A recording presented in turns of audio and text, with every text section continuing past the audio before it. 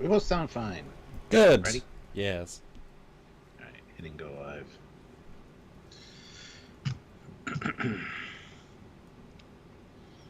I guess we're live. Hi, everybody. We're in week 3 of our review-a-thon versus episode 3. Had it been other situations. Mm-hmm. Just burning through, years of anticipation. We're almost done. So, That's good though. okay. Yeah, so today we're covering episodes 11 through 16, guys, which is last flight of the Proto-star, parts 1 and 2. Yes. A Tribble Called Quest, which his real name is Brimble, by the way. Cracked Mirror, and then Ascension Part 1 and 2. Yes. So a lot to talk about. I think it's fair to say we're now in the meat of the story. We were not in the meat of the story before. We're now in the meat of the story. Yep. And we'll see if, the payoff is good. Because I feel like they need to lead all the clues. As I said to you last time, which I guess was last week, they can't really afford to have fill episodes anymore because they used them, Kazon, haha. So we'll see if they have. But they did. See. Oh. Tribble Called Quest, Cracked Mirror. I mean, the argument could be made, but I think it'd be a difficult argument to make, but some could make it. All right, I will get sharing, and then we'll get talking. But put in your thoughts, guys, right now in the chat, and super chat your thoughts on these. Third 5, which is really a 6. So see you in a second. All right. Hit like, everybody. See, I made him fix his hair. That was kind of funny. Don't you think? Also, for the record, I've seen all of Prodigy Season 2. He doesn't know that yet, though.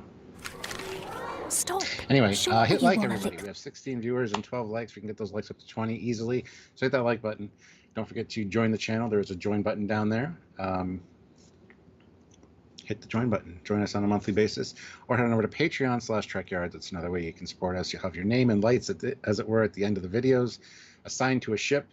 And yeah, you can be famous. And it helps us out at the same time, so we really appreciate it.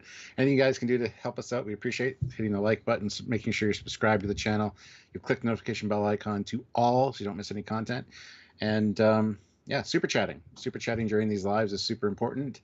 And we do read them all on the air, so it's a way to get your voice out there and have everybody hear it. So it's great.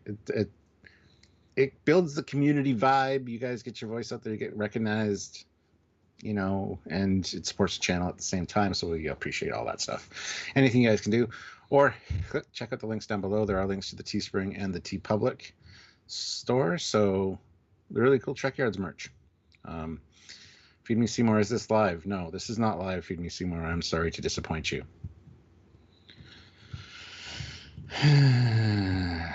Feed Me Seymour, so of course it's live. It's not just a review, it's a breakdown, as you can tell by the thumbnail. So yes, it's live. Ryan K, haven't had a chance to see these ones yet, so not gonna stick around this time. Happy belated birthday to you both, if I recall correctly. You do. Thank you, Ryan K. Good to see you, though. Glad you could pop in for a second. Hit that like button before you leave.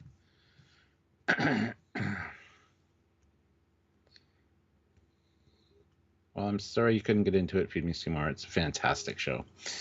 We're in now. What's happening now is happening now. This is true. Spaceballs reference. I have returned. We're now. What's happening now? There is happening now. Yeah. What's important is that I'm back. Hello. Oh my God, he's back. Yes. Quiet, everybody. The headmaster has arrived, or the person who's going to be judging you, like, yes, people are talking without me. So, well, yes, that's sort of the point. All right, let me start poll as also you, Stuart. So what do you think of Star Trek Prodigy Season 2, episodes 11 to 20? Have they changed, as, in your opinion, 20. since last tape? 11 to 11. The episodes we're looking at today, Stuart. 11 to 16. Yes, it is. Feed Me always is. For this time of the day. And has they changed since your first viewing, etc.? Really enjoyed these. First time and on the multiple viewings I've done. There's two-parters in here, so it's actually almost less episodes than we normally talk about, but they're also longer, so it's fine. It all works out. Last Fight of the Proto-star I thought was really good. I like the desert island stranded vibe, and then actually seeing the Proto-star as a ship, like a sailing ship, was great. I can't wait to get a model of a Proto-star as that. Be kind of neat. Tribble Called Quest I thought was going to sideline them a little bit, but it was really good, actually. Seeing a Klingon, seeing the bird of prey, transport enhancers, lots of cool stuff in that one. And, the reference back to Rock at the beginning, saying that she's solved the Tribble problem, as it were. So that was great. Cracked Mirror, of course, is just shattered. Voyager episode shattered again, but instead of different times, it's actually different realities, which is great. And we see Voyager A, as in the Mirror Universe, and get to see a real Mirror Universe Janeway and Chakotay, which is also super cool. So lots of good stuff there. And then Ascension Parts 1 and 2, a big battle fest, essentially.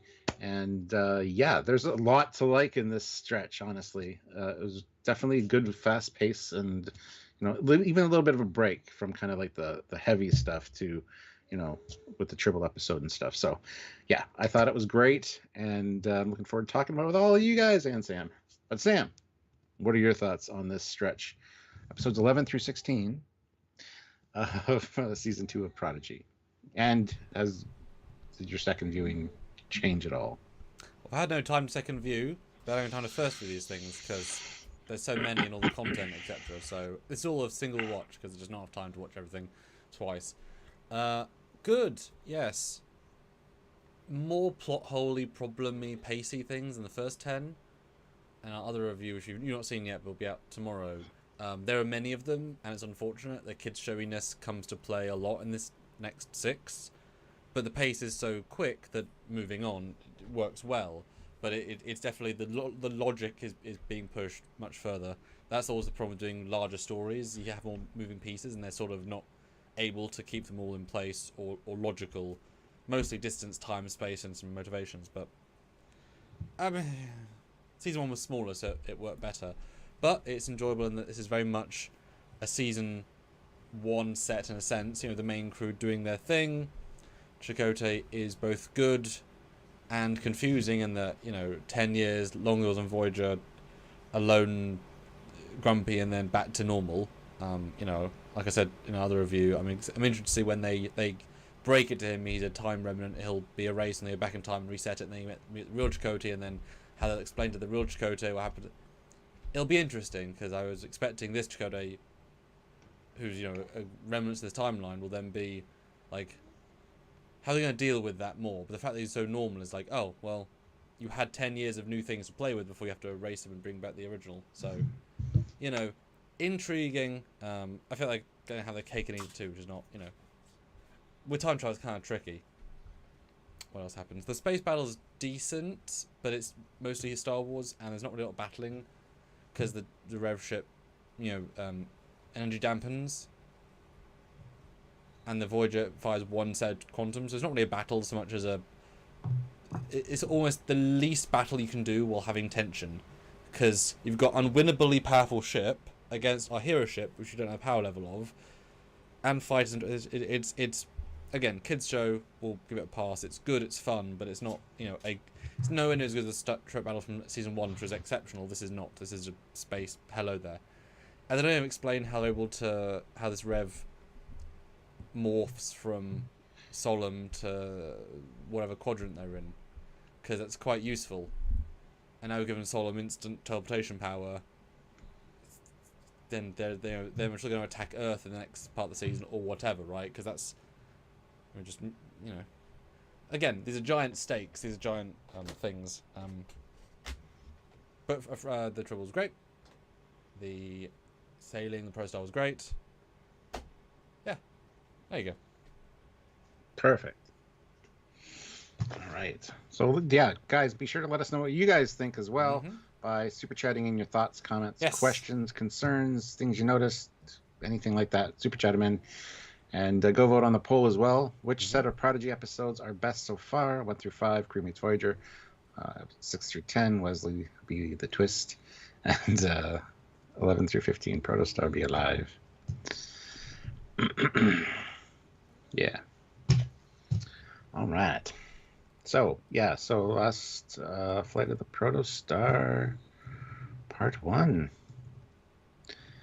And this is the typical marooned on a desert island. You see the daily routine of Chakotay collecting fruit and fish eggs and getting his protein by putting the fish eggs on the fruit, which looks kind of disgusting, but who knows? Who knows how it tastes? He does kind of say it tastes sulfury later, but and also whittling away the time, literally by whittling wood to make a little figurines of his crew that are gone. So yeah, they spend very a good amount. Very much a Castaway vibe.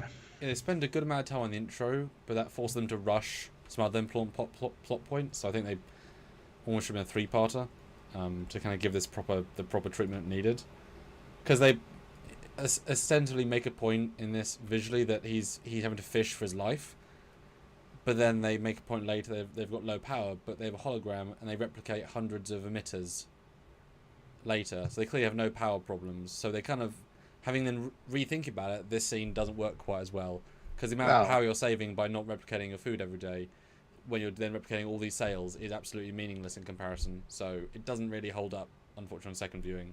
But until I speak up and say they were conserving power because they didn't know how long they were going to be there, so they needed every little ounce of power. But considering that they were planning to escape, and they used the power that they had to replicate things, I think is very acceptable. It's just they go from being we have power problems to never mentioned again, and that's a problem, because you shouldn't, you know. I mean, replicating food isn't very power intensive. Not if you do like long lasting things and you could do ingredient. I don't know.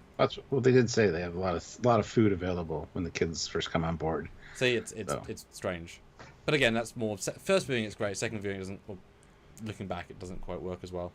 My guess is they probably replicated a shit ton of non-perishable food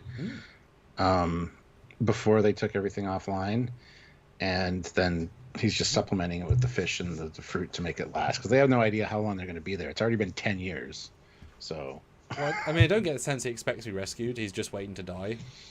Pretty much. I mean, there's nothing happening, right? Although I'm kind of getting odd that, given the sort of implied Janeway, Chakotay romance vibes of the season, I was surprised there's no hint of a romance between him and the hologram. You'd think of his only friend who you fancy, in theory, you'd think they'd play into that some, but I guess that would make it harder to do anything with that later. So, interesting, right? Again, they're trying to have cake and eat it too, structurally.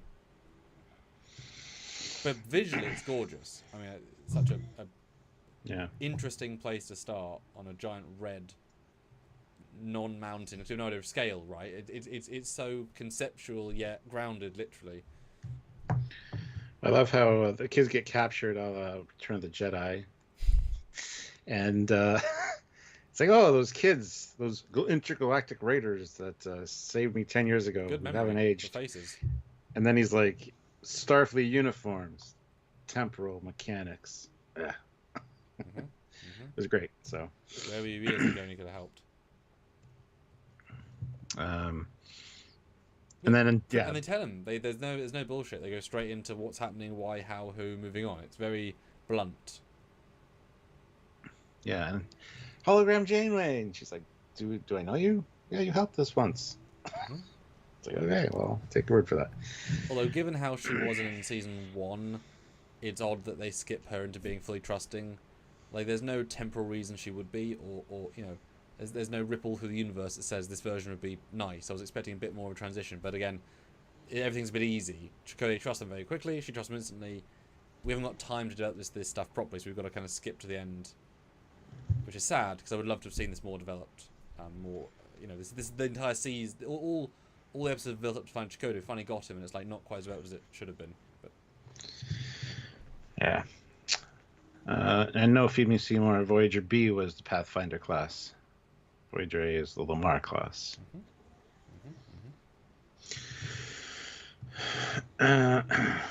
Yeah, so they give the run through of Wesley Crusher sent them here, and time monsters were chasing them, and kind of gives Chakotay a bit of a headache. But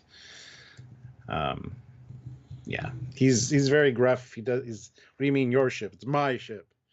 And you kids can wait outside. You'll be fine. Just get cover. Yeah, very kind of gruff attitude at first, but. And then they build a makeshift with, I don't know why there's stuff out there that could be blown away. But yeah, that bothered me too. It's like it's literally getting blown away, but you have it outside and have for 10 years. And also, if replicating everything is difficult, then you're wasting stuff. Yeah. Again, they're not. Yeah, it doesn't work quite as well. But a great premise. The planet is this deadly. Now it's interesting that he chose to land here. This isn't a crash. This is a chose to be here. Mm-hmm. And also, you could Proto-star anywhere in the universe, basically. I would love to have seen a flashback of setting the scene, kind of like Castaway, where you there's a difference between he ended up here versus we saw him crash, and this is the best option. But we definitely don't get that. We get the sense they jettisoned the record, they jettisoned the Proto drive, and they chose to land here. So they probably should have landed on a Class M. Well, that's the problem, though. They landed on a Class P deliberately so that on a Class M, people are more likely to come by and visit maybe and run into your ship. And so they want to be somewhere where nobody's going to find them and have the potential to have the ship or weapon hit the Federation at some point. So I kind of get choosing an inhospitable planet. Although it's kind of, again, that it's the opposite of cake and have it. Like, does he want to live here or die here? Because if you're going to a place where you could die, why not just Proto-star to the edge of the quadrant, take a shuttle to the local Starfleet command thing, tell them you're there, have a ship come and deal with it. Coming here and not do anything else, brave of him, but he's trying to get himself killed, really. There's not much, you could land on a, again, you can pick anywhere in the quadrant, you can pick a place that's so far from every possible society that it'll take decades to find you, if not hundreds of years. Or there's the Delta Quadrant. I don't know. It was an odd choice, because it's a very dangerous thing, and it's clearly damaging the planet, I guess. And well, I guess you needed this to power the ship, so they had to be somewhere ridiculous for the ridiculous solve. Actually, that's why Class M wouldn't make sense then for that part of the plot. Yeah, you wouldn't have the deuterium swirls. Okay, so they made a promise themselves and to fix it by putting themselves in a stupid situation. Okay, but he lets them in because he doesn't want to get them killed. Good job, because they were going to get killed. Yeah, and the ship's a mess. It's just there's shit everywhere. But yeah, it's been a while since it's been used. No antimatter. No, the reactor's not up. There's the Proto-star itself is gone. So yeah, they ejected it so it wouldn't actually reach the Federation and cause any destruction. So, Robert, thank you. As in for my film. Hey, thanks. That's what you mean. Sorry, I was confused by the chat. it's okay. But it's interesting they launched the Proto core and not the Proto drive. You'd think they'd launch the drive assembly with the core inside. Because how do you jettison a star? Wouldn't that then do something? Wouldn't the star then explode? Because the one time they didn't keep it stable, it almost exploded. So how are you leaving a mini supernova if you haven't got? I guess you have to drop that first, then go to warp. Very dangerous thing to do, dropping a micro Proto-star. Just beam it into another sun. It's fine. Well, then you gotta lower your shields around a sun. That's dangerous too. Well, I mean, these are real problems, But yeah, the ship is entirely unable to do anything except have reserve power, which luckily is very good because 10 years without any problems. And it can fly and do everything afterwards, so they build them really good in this era. Yeah. Well, they are using solar collectors to keep minimal power, so. Oh, did you say that? Yeah. Oh. Well, when's this? They mentioned solar panels a number of times in the episode. Yes. But then we get broken old man Chakotay with the hat, and I love how Dal gets kind of pissed at him. Is this how Starfleet trains their captains to be? Broken old men who give up hope when things get tough. He's like, hey, you guys know the ship. Go find yourself a place to hang out. We also get the Adreek. Yeah, here's Bird Guy. Where is he? Don't Yeah. touch that. Yeah. Yeah, what a dickish set of lines to say to Chakotay. It's like, you try to be abandoned for 10 years and be happy. Dull, you tone-deaf little squirt. Give him at least half an hour. Goodness. Also, remember, he was also in prison for Solon for 6 months. After having lost his entire crew for a wormhole. This guy's had a horrible year. And then 10 years, right? Horrible time. He just wanted to go explore some stuff. Terrible. But then Janeway talks to the kids and even says, I haven't seen anybody new in a long time, so I'm surprised I'm talking to you guys. But, and she explains the Adric situation where he left, he had a plan, left and never came back, and it's really been eating away at Chakotay. And she's like, I better go check on him. So. Yeah, I wish we knew Adric more, but it does still hit quite hard, I found while watching it. Yeah. I think I like the idea of it more than knowing him, but, sad to lose your friend and first officer, etc. And she does mention that he went in search of antimatter that was generated by the storms as a way to replenish the warp engines. So they dumped the engines, probably there for a while, and I'm like, maybe we should not do this. Yeah, do they give a reason why they decided to leave? I think it just said that they need to find another option except just dying here. Unless something happened that damaged, I don't know. Because it's odd, because they could just have stayed in space. Again, marooning themselves is a very, very, very big plan. They could just have been, whatevering for a while. Yeah. What if they can siphon power from the construct? Probably not. Probably not. That would have been a fun solve. Like we can take like 2% power every year from it just to keep the lights on, because it's unlimited power. And the kids are talking about why Wesley sent them here, because Chakotay's obviously made up his mind, and Dal's like, maybe we're supposed to steal the ship. And everybody's like, thieves? Is that all that Wesley thinks of us? Yeah. Kind of cryptic, like, you guys are the answer, but I'm not going to tell you how or why. So. But you must stay together. Yes. I remember him saying that.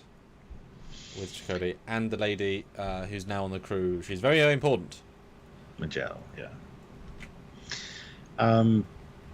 But yeah, and then they try to cheer up Chakotay. Good morning, Captain, and cleaning up the ship and helping him out with the daily tasks, which is nice. And then there's a moment where they, both Majel and I think Gwen, give him the volume Prosper, and I'm like, I looked at Sylvie and I'm like, I would just do this if I was Chakotay. But no, he gives it back and he smiles, gives a nice smile. So it's kind of I like these scenes, honestly. Everybody's helping out, and yeah, bit easy, like I said, because he gets back to himself pretty quickly. But and I kind of thought they were implying that the way Chakotay was foresting the fruit, they were going to make a note of as Rock shakes all the fruit off. He's going to say, "Damn it! They grow only once every 6 months. I have to ration them." I thought that would be a terrible move because. But now they have more than one person to feed with them, so true. Bringing down more is okay. But I got a sense from the story that they were on top of a mountain, and therefore I thought they only have 7 trees. I mean, you see Dahl go somewhere else, so clearly they're not quite as limited as it implies. But I thought that was going to be a plot point of we only have this much fruit, because that's why I only do one a day. Small thing, it's just, that's why I thought we were going in. Mm-hmm. You keep saying on top of a mountain, and I guess you're right. I figure consider an island in the middle of the ocean, the top of a mountain on the bottom of the ocean. I think clouds. See, that's but the they're visual not. I It's get. a vapor ocean. No. That's how I saw that first shot. They're on the top of a thing in a cloud layer, so I think mountain. So it is technically an island and the top of a mountain, but all islands are top of mountains. So, yeah. Yes. Interesting. Yeah, that's why. Because they never go into what's what. So they're on this. So they're on the ground. Just the ground happens to be fog. Yeah, just replace water with vapor, and you got the same thing as an ocean. So, Grant McGregor, $10. Oh. Thank you so much. Chakotay's hat is the same type of hat Kolopak wore, but it's shaped like a cowboy hat, to also be a nod to Robert Beltran's role on Night of the Living Comet. Gotta go. Have fun. Well, thank you, Grant. Interesting. All right, cool. And yes, guys, super chat your thoughts, comments. We're running down our lives to the Vegas trip, and every super chat's gonna make a difference to help us do that trip. So, comment your thoughts, comments, questions. But Dal is sent to go get plasma fruit. Like, aye, sir. Anything for you, Captain, sir. And when he finds it, he of course gets attacked by like the sandworms or the sand eels. And it's like, you probably should have maybe told him maybe that could be a possibility, considering you've been here 10 years. That was kind of, I mean, it might be something you might overlook because you're just used to them, not think about it, but at the same time, not really. Well, you get the sense he never, ever, ever leaves. I mean, he certainly doesn't hunt them in any way, so I guess he just didn't think about it. Yeah. But it's cool we got some Dune, because they're very Dune-like. Yeah. And effective. So there's a really bad storm coming in, and of course Dal is missing. Mm-hmm. So they're like, we got to go find him. Good thing Jankum fixed the runaway. Everything was just slightly broken, but not very broken, because everything gets repaired very easily. Well, he did. Yeah, he did make a point of saying you didn't have one of these, and he transformed his hand to start fixing it. So well, he did 10 years. And you get some reasonably good visual chasey stuff. A fun. There's a little bit later, but a fun thing where, because Murph always like has very little point in the plot. They always kind of like have to invent something for Murph to be there for. Why and is Murph this here? Security. But in this one, it's because there's zero gravity moment and becomes seatbelts, which is really funny. I really like that as a moment that comes up in a minute. But you know, we'll kind of justify why Murph's there. Turns out if you have like 7 main characters and like 10 secondaries, you haven't got much time for anybody. Turns out, it's just yeah. But not only, but you can sense that Gwen is like seeping into the command role. Yeah. Like she's kind of I think it's a uniform that helps as well. She looks really good in that. Like that's the vibe throughout these 5, is that she's building herself from where she was into this like leader mentality. It does come across well actually throughout the 5. And thank goodness that Jankum not only fixed the runaway, but he also fixed the hover mode. Because that would be a stretch for me. Like, you get it to roll on wheels and have an engine, that's fine. But then to just assume that it's fixed enough that you could shift to hover mode on the fly like that seemed a bit of a stretch for me. But it's kind of funny. Everything's very easy. Yeah. But it's a fun chase. Although it amuses me that we saw a graphic of the surface and the dots are very close together. You have this giant zip around, and then you're now on top of him. It's like, no, you went left, right, around. Like, you're not. You've moved radically. But okay, doesn't matter. But it looks great. I mean, it's a cool sequence. I just wish Chakotay felt more present in it. Like, he's there doing stuff, but he's not necessarily the one who's kicking all the arse. Feels like, anyway. It's an interesting balance. Yeah, Murphy. Yeah. The seatbelt is great, and then they find the cave that Dal got to somehow. Yeah, they find him. How did Dal get there? Don't know. It was last thing we saw. He was being chased by these eels. So who knows? So he's so chill, and it's been like implied like an hour. So it's just been, I don't know. It was a weird edit. Yeah, it is for sure, but yeah. Whatever, kids show, 22 minutes. And I hate that brush off. Just the kids show. Unfortunately, all shows do that though. This half season though is doing it more than season 1, especially. So they're playing that card a lot more this season. It's too smart for a kids show. I hate that. But still doing it. That's why people don't watch it. You keep saying it, and I don't like that. Well, otherwise I gotta rate them worse and give them lower scores because they're doing silly mistakes. But what is not a mistake is the graphicness of seeing the full skeleton of this guy. That is gruesome for a kids show, but in a good way. That's I was surprised they went that far, right? Yeah, and good to know they're not all feathers. He's got some. Yeah, but he in fact did manage to get some antimatter, and yay, that's a good thing. But yeah, it was good closure for Chakotay. Raj, yes, probably.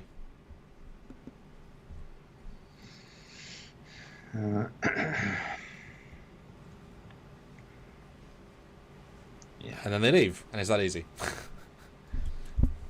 They just do. Pretty much. Yep. And it's quite sad with his death. But again, we're going to undo the timeline, and we'll go back to the first episode, you know, and we'll get him back. So he's not really dead, don't worry, guys. He'll be back when they put the Proto-star back. Because, you know, it's not the real Proto-star. That's not the real Chakotay.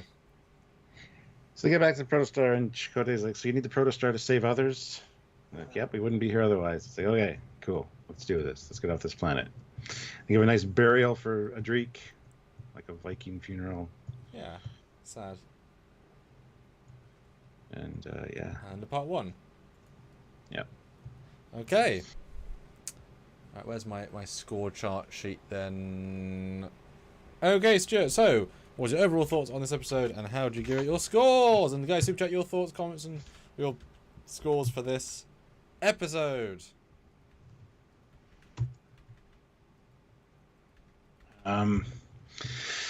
All right, so this one is a nice stranded. It's a castaway episode essentially, and I kind of liked the gruffness of him at first, and then the warm up to the kids, and kind of remembering what it's like to be a Starfleet captain and whatever. I think it worked really well. I love getting closure for Adrik, and yeah, so it's better as a whole, these two. So this one's not as good as the second one, in my opinion, in different. So enjoyment wise, I'll definitely give this 8.3 out of 10. For all of Prodigy, probably a 7.8. So yeah, those are my numbers. How about you?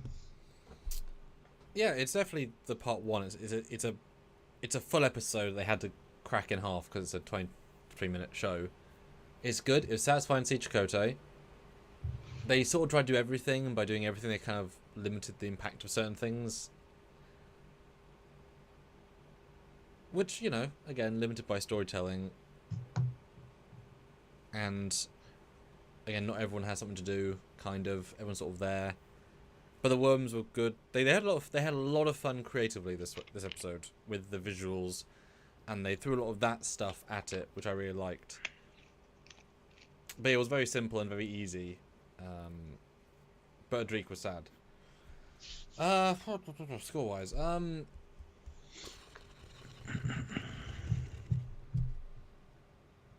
gonna give it. My gut says 7.7 enjoyment, and for all of Prodigy, like, it's no Kobayashi Maru, but of course that's the exceptional ones, right? All Prodigy. Yeah, it's tricky. It's also as a part 1 to a part 2, and it isn't a full story anyway. I guess I'll match it 7.7. I think it's equally good for both. Yeah. All right. What are your scores, guys? Yes, super chatting with your scores. I'll read those, or just throw them in the regular chat. But super chats are greatly appreciated. So anything you have to say about this first episode, let us know. Yeah. Hit the like button as well.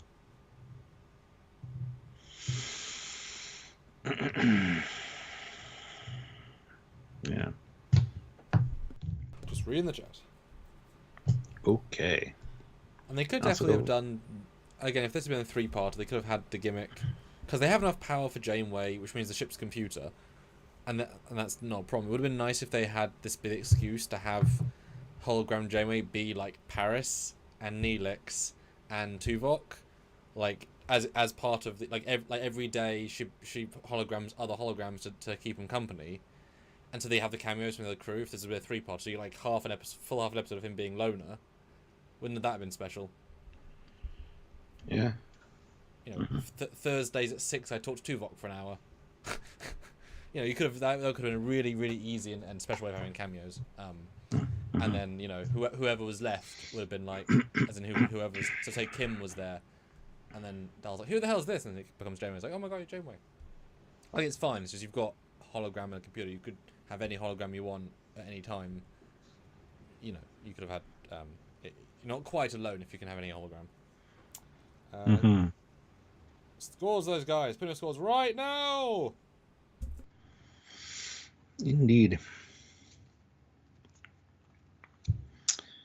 All right.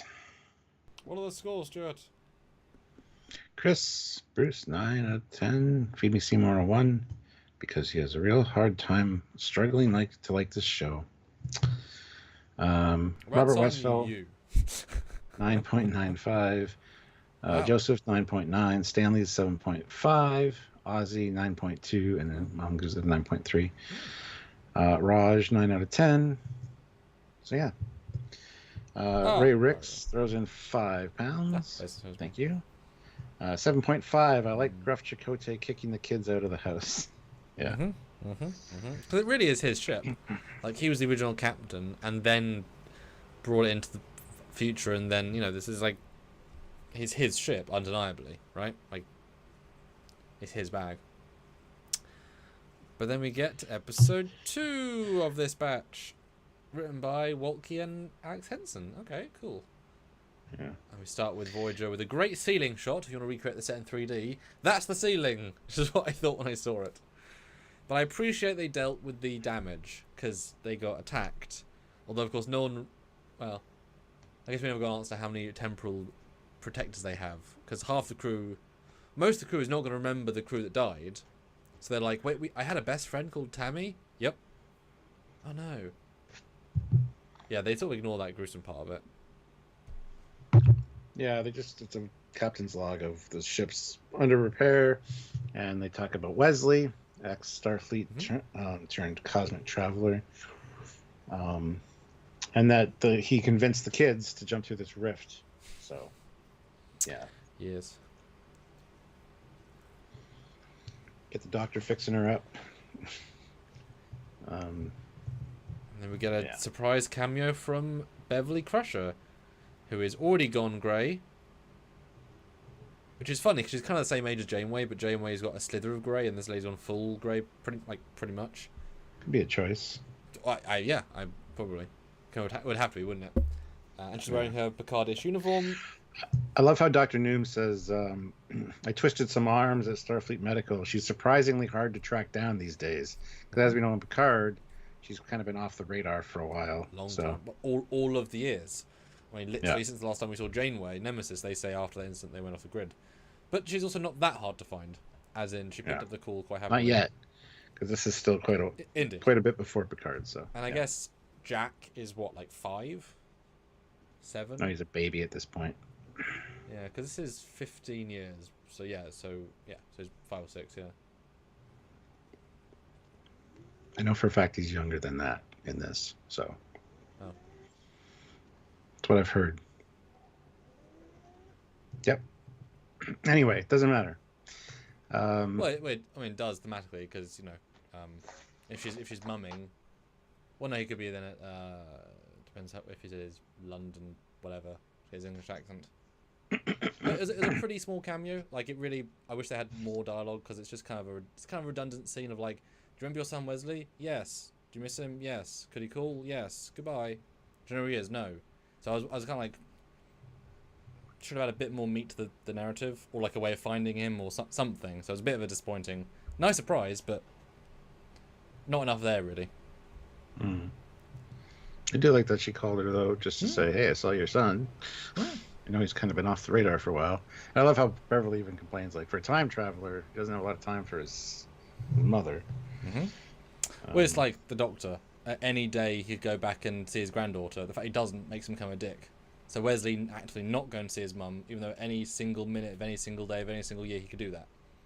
To any part of her life, and he doesn't. So it's a choice, right? Mm-hmm. So it's deliberate neglect. But he's also busy saving people, so... I mean, so is she.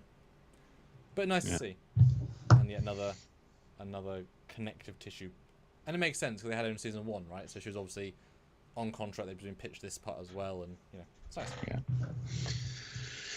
Yeah. Yeah, we then get the kids helping Chakotay to get the ship ready, and I love how he's kind of taking it out on Dal a little bit. This episode he kind of does a few times.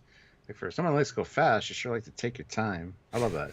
Well, Chakotay's now in work mode and expecting professionals, and Dal's the least professional out of the batch. Yep. So it makes sense. Well, and Murph, but who the hell knows what Murph's doing? So Exactly. But yes. So thanks to Adric, we have antimatter now.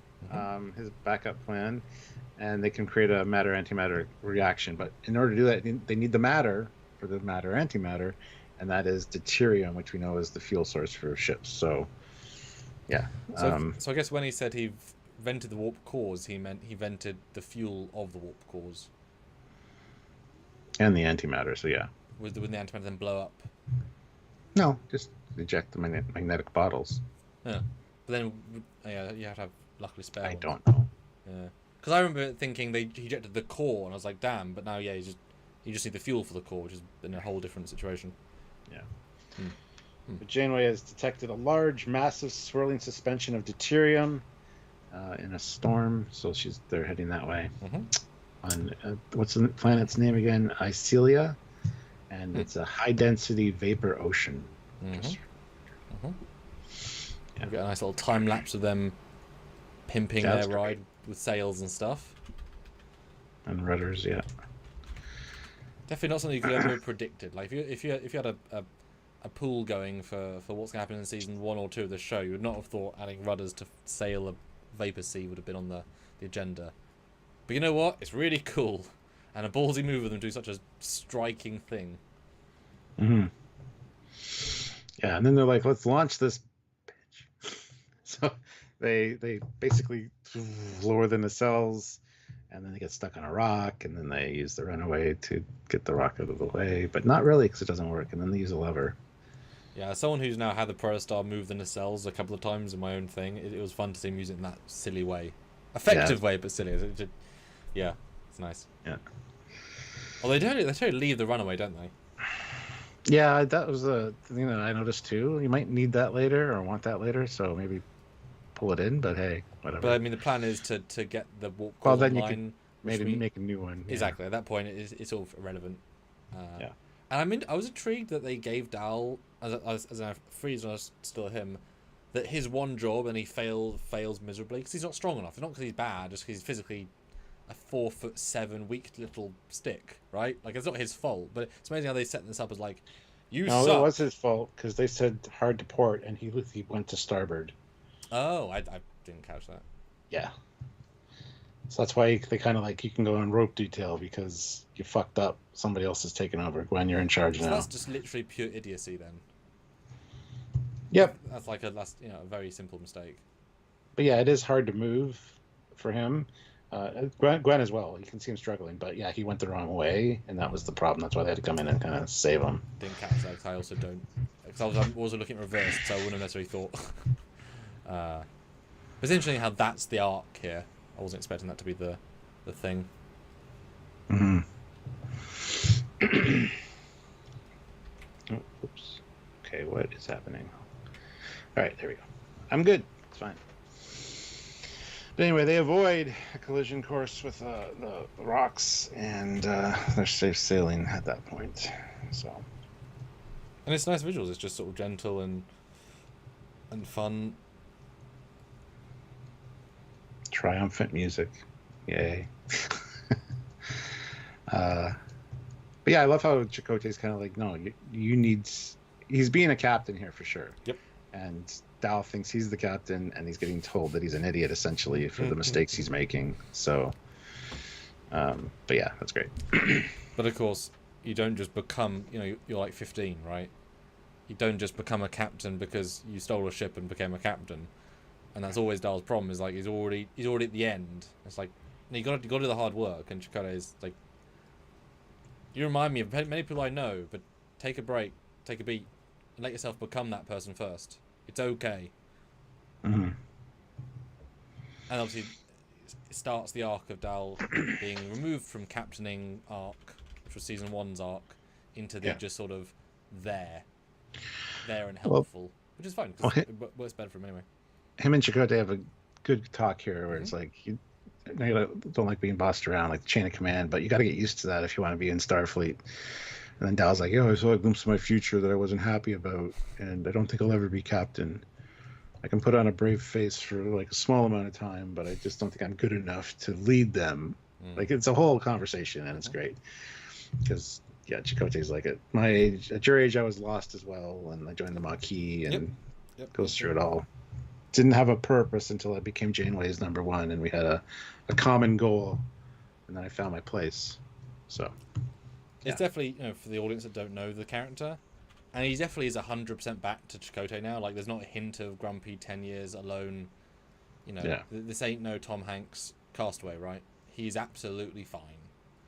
Yeah. But I do like the fact that he bounced back, the fact that the purpose of Starfleet and of helping, so they do say in the first part, we've worked out how to kill the construct, so the issue has been solved. You can come home now, and so the resolve is very, yes, okay, let's do it.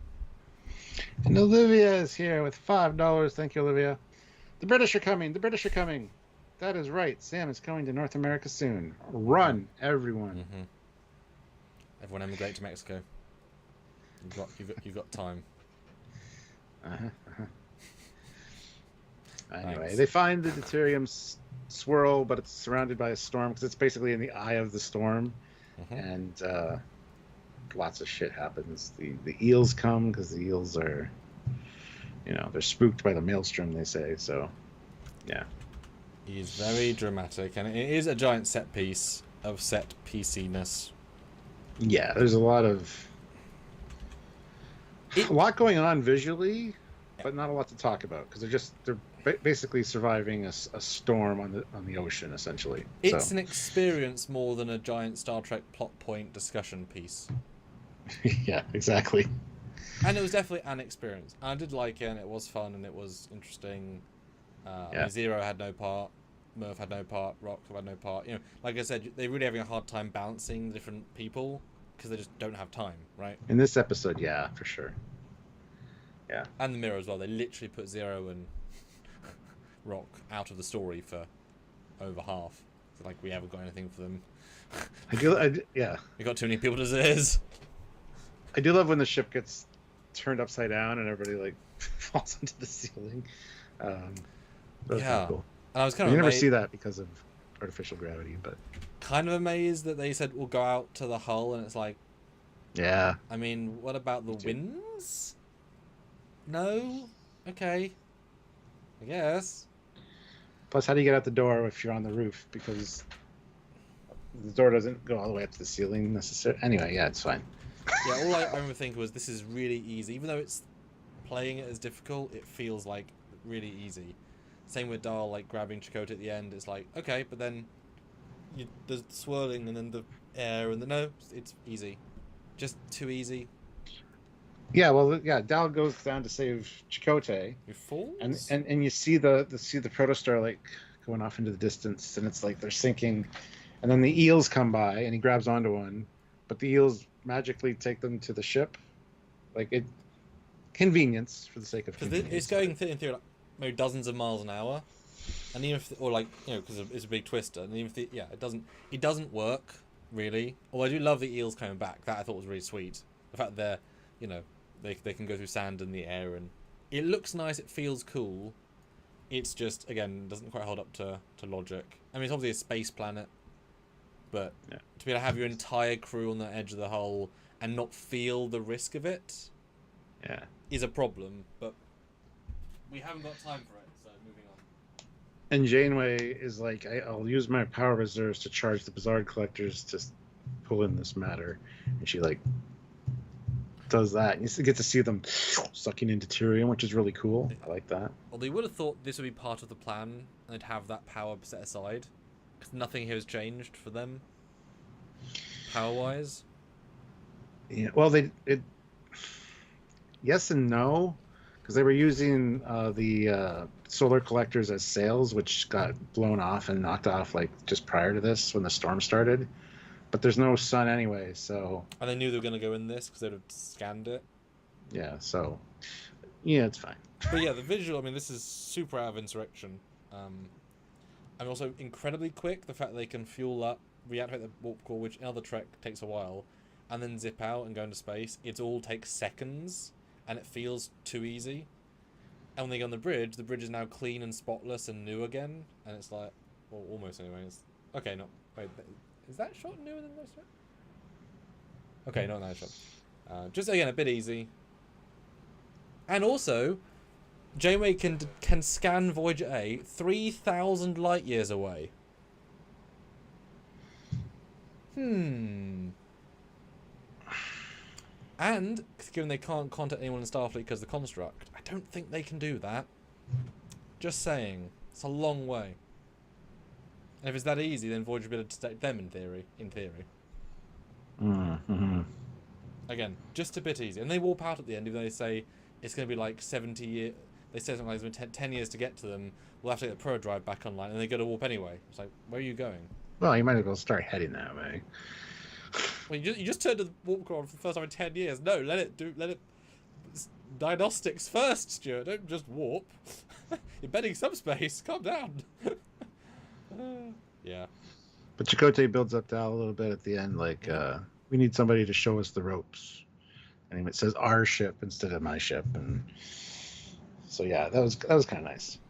It was a good team feel. I think if they do more, that Chakotay and them would be a good vibe. He's kind of a calmness that they need. Yeah.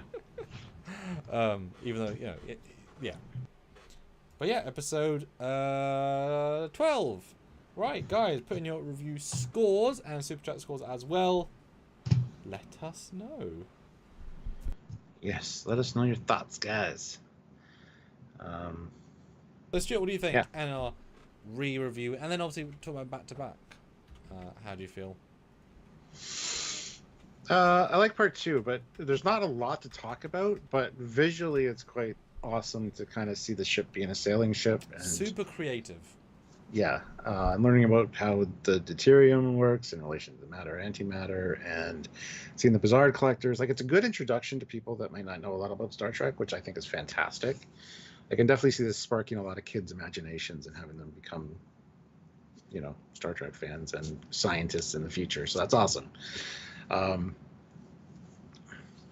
yeah, I think this one's more exciting in a different kind of way than the first one. Like, they're both pretty good and on par, but as a whole, this is great, these two. So just getting off the deserted island with your rickety raft. So not to preempt you, but do you want to should we just give it the same score each? Because it having reviewed it now, it's good in different ways, but I don't know if it's better.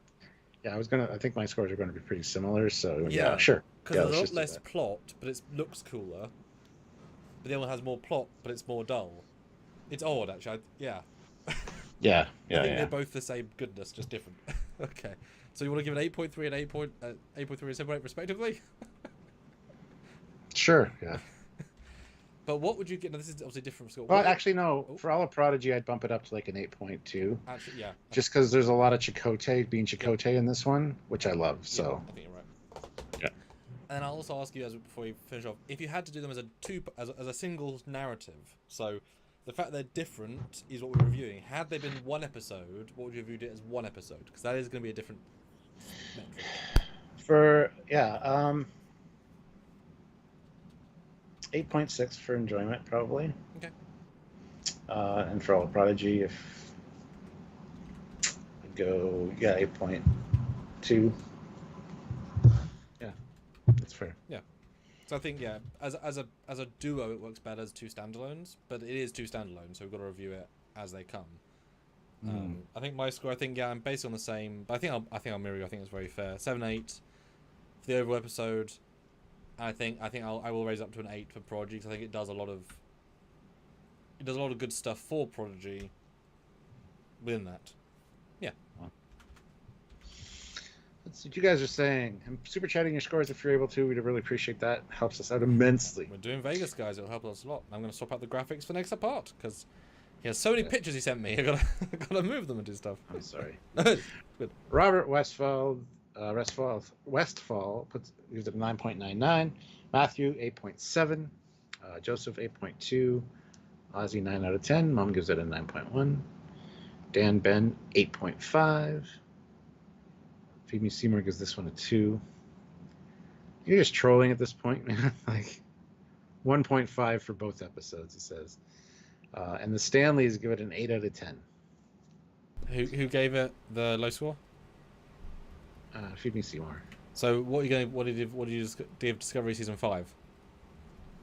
Because if this is a 1.2, that's got to be like a 0.6, right? Like a -4. Well, Donnie gives it a 9 out of 10. oh, that's low for him. Goodness, he hates it.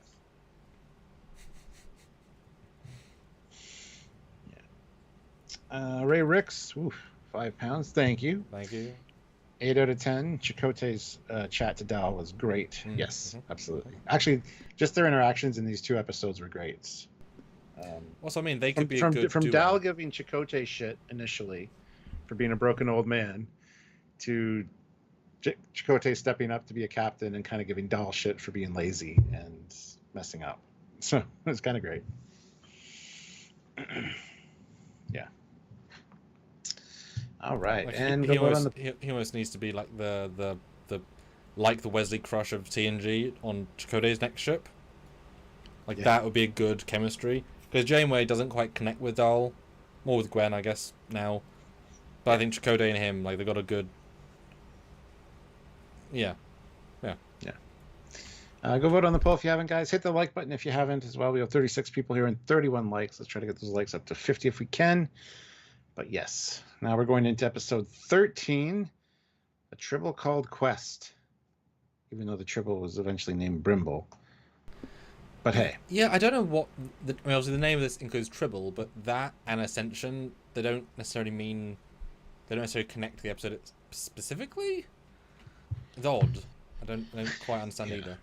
Well, we should ask Aaron what the naming convention, what it means, because they all have good title names, really. Yes. So there's got to be a reason for these 2, but it's confusing to me. So.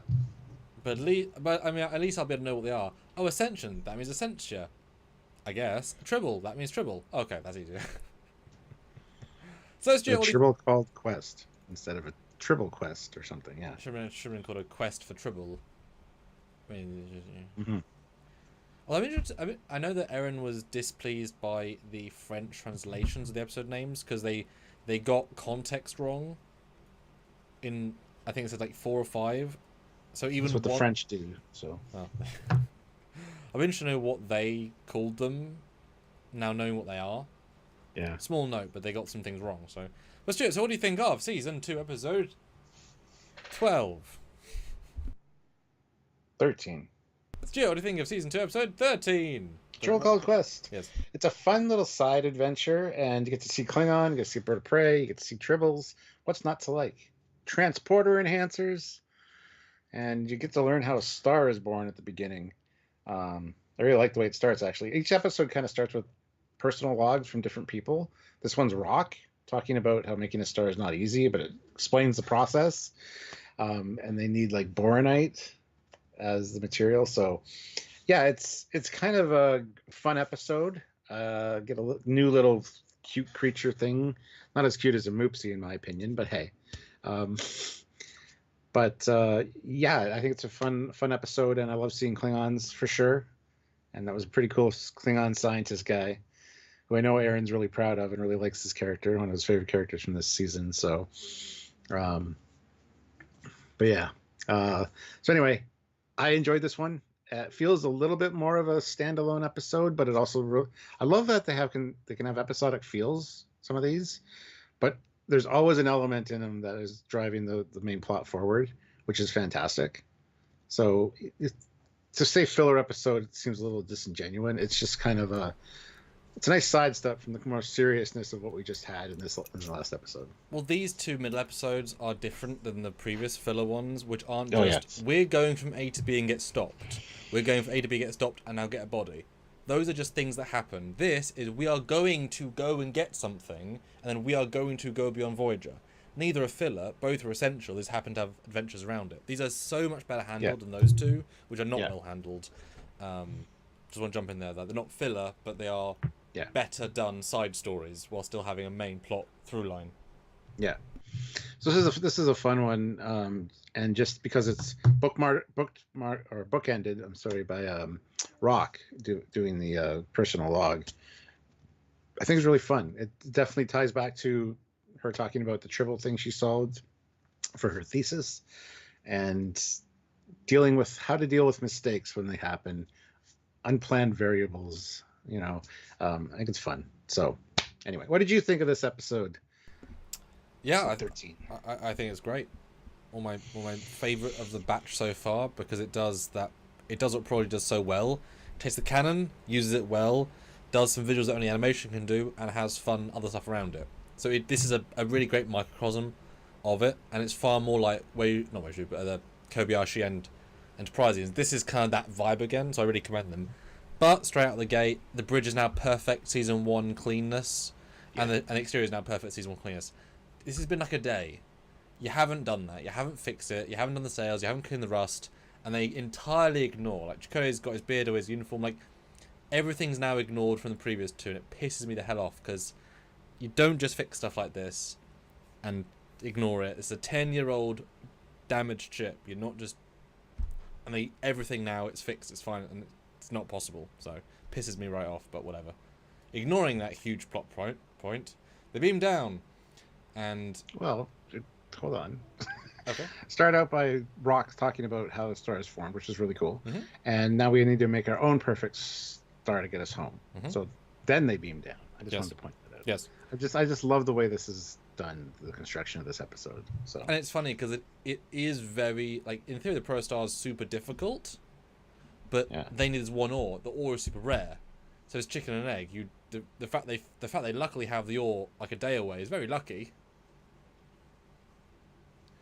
but they happen to be near that planet. So, and Dan Ben said there was an attack tribble in Picard season 3, and when I talked to Aaron about this episode, he said, well, the attack tribbles in Picard season 3 had to come from somewhere. That's all he said about this episode. So, plot of that, yeah. So they beam down, and Jenkin's like, "What a trashy planet! Can't we go to a nice planet for a change?" And I'm like, "Dude, you were just literally at a nice planet where Zero got a new body. There was food. It was a nice atmosphere. It was pretty. So what are you complaining about?" He's a Tellarite. I know. Don't listen to him. But you were just on a nice planet. So. Yeah, I mean, time and distance have broken the show. Like, this has to be, like, the same day for last week, because Chakotay is still in his tattered uniform. He would have replicated a new one as he did in the later episode. You'd think, yeah. So you would do that, as soon as you got power, you'd say, great. So it has to be the same day, pretty much, which breaks everything. Whatever. But I love seeing a Tribble. Oh, Andrew, yeah. A group of Tribe Called Quest. I never put that together for a Tribble Called Quest. That's kind of funny. But how does that tie into this band? Like, I've obviously know about them, but I did not make that connection. So, thank you for pointing that out, Andrew. And if you Tribble Called Quest, okay. And if you don't know the band, as I don't, then it doesn't make sense. That's the problem with references inside references, and a huge swath of people like this doesn't make any sense, just for the people who do. Now, I love the fact that when this thing came out, I was thinking, is it meant to be a Tribble? Because the look is not like hair. So Tribble is very neatly matted, close to it, furball. This is not that. This is very distinct, giant hair part. Like, it's not looked like a Tribble. I thought, is it another creature? Now, of course, they are Tribbles, but a very, very distinct variation, stylistic-wise. But I guess normal hair would just be a basic ball with some, like... This is more dynamic. It's matted hair because it probably rains on this planet. It gets, dirty and muddy and kind of dries in clumps. And it's also an animated style. But so. That's what I mean. Like, it was so different. I was left wondering, is it meant to be the same thing? But it is. So I love we get this gentle hello Tribble, because we've never seen Tribbles out in the wild, and I was excited because I didn't know the title, right? I didn't look. I just went in, like, ooh, a Tribble, that's cool. And I love the fact that when you know that second viewing, all the craters and the little, they're in a Tribble compressed ground as a Tribble movement. Like, there's a Tribble path. Well, the funny thing is, there's a shot coming up later where you see all the little holes, and it's very much like exactly like a scene you would see in the animated series, in the old Star Trek animated series. It looks exactly the same texturing and just that kind of matte painting look. Yeah. So yeah, it was kind of cool. No, I really like the framework of this. Like, we've never seen a Tribble planet, how they move, how they go, how they have to morph the world, etc. I really liked how they did that. I mean, obviously, what are they eating? Never even dealt upon, given the big Tribbles would need 10 times the food of, many more times. Or does he say, Klingon man, that they make him big and lower everything else, and therefore they don't? I think so. We'll probably get there. But the Jenka makes the joke of, did you guys, or somebody makes a joke of, did you guys eat everything on this planet? And then it's like, well, tribbles don't have teeth. And then it bites rock, right? So yeah. And they do eat grain later, so I assume they're just omnivores. They'll eat whatever they find. Mm-hmm. Could even maybe eat smaller tribbles as well. Who knows? So yeah. And then they have to run because this huge tribble shows up. Indiana Jones. Dal chooses to grab the transport enhancers, and the funny thing is when they run over the cliff, right? Murph puts his arms up and they slide down. When it comes to Rock, they have Rock stop and look down, cut away. The next thing you see, Rock is down below, because it would make no sense visually to have Rock, who's probably weighs quite a bit, to go down on Murph's arm. But yeah, and very much a Lord of the Rings vibe, just that happenstance cliff, and then with the wraiths. But I love this visual. I think it's just the right amount of silly, because I get it. And of course they're not that dangerous because they just run over zero, so they're not trying to kill them, I guess. They're just playing. Right? I don't know. Yeah. They don't kill them. They could, but they don't. And I want to really commend Dal. This man runs like a mother effer, jumps off a cliff not knowing he's going to live or not, falls, never once drops any inhibitor, any of the pattern buffer things. Wow, your grip strength and dedication to this. You were basically killing yourself, trusting them, and never let it go. What a lad. Very impressive. That's what I mean. As much as Dal's kind of annoying at times, he very much does what he needs to do, and kind of puts himself out there. So, and Ray Ricks, captain, good second in command. I've said that before. Yeah, Ray Ricks, 2 pounds. They have been genetically mutated, so they may look odd. Yeah, they don't, though, because when Rock picks one up, she gives the scientific name for it. She recognizes it instantly. So I kind of disagree with that, but I mean, the giant ones are because they were modified. So yeah, I mean, you can play it both. They are genetically modified in some way. Will it affect their appearance? We don't know. But I mean, you know, everything's a bit different, right? I just think I was surprised they didn't go as close as they could have. But like I said, I think, you know, the texture of hair is so flat that they would just look like ovals with lines on them, right? So this makes them look like furballs, even though, yeah. But Zero got injured, and she needs to get back to sick bay. So yeah. Goodbye, body. So Jenkum and easy come, easy go. Jenkum and them being back to the ship, and then we run into Klingon Man. And he's great. I like this guy. He's slightly wacky, like he's lost it a little bit, but not a lot. Yeah. But you know, this is the classic. We're just going to build a Klingon. Yeah. No ifs or buts, and he's correct, he's accurate, and he's great. They ask him why he's there, and he's like, "I can't leave, not yet." And then he decloaks his ship by touching it, which is interesting. And yes, this is a different bird of prey than a regular bird of prey. We have a whole episode coming out about that this weekend. It's very different, actually. So tune in and you'll see a comparison. But yeah. And it does make sense. I wonder if they knew in season 1 they were going to use it in season 2, because I called them out several times in season 1 for this design, saying this is a really nice model. And this thing is love lettered in this episode with the amount of beauties and angles and close-ups. Like, they built this almost and put it back in the other ones. It's so nicely done. And I guess it makes sense Tribbles haven't got sensors. So the fact that he's just here and like chilling is fine. They're, you know, they're basic animals. Although you can talk to them at the end, which kind of, we've never got the sense they thought fully. So that does change it a bit, but these are different. They're having a debate in the chat about Chakotay being a vegan and yet eating fish eggs. It could be that it was plankton on the fish. He was scraping something off the fish. It looked very much like eggs. But if you need protein on a deserted island, you'll eat what you have available to keep your body healthy. So, okay, so everyone in Starfleet's a vegan because all their food isn't real meat. So everyone's vegan from birth, unless you want to eat real meat because it's a delicacy on Earth, just like real grapes or whatever, and you can choose to do that on alien planets or not. But 99% of your life, you're not eating real meat. So there are definitely fish eggs, and he was on an island for 10 years. I'm not going to disagree. Oh no. Yeah. Survivalist, right? So we see the inside of this ship, and It's we great. find out that he is in fact a scientist. And I love how Chakotay is like a Klingon scientist. You don't run into that every day. It's interesting. Which is odd in that I was like, well, there are, but then for him specifically, he spent like 7 years as a Marquis fighting Cardassians who wouldn't deal with Klingons. Then he spent 7 years in Delta Quadrant not dealing with Klingons. Then spent 10 years in Moons on Planet not dealing with Klingons.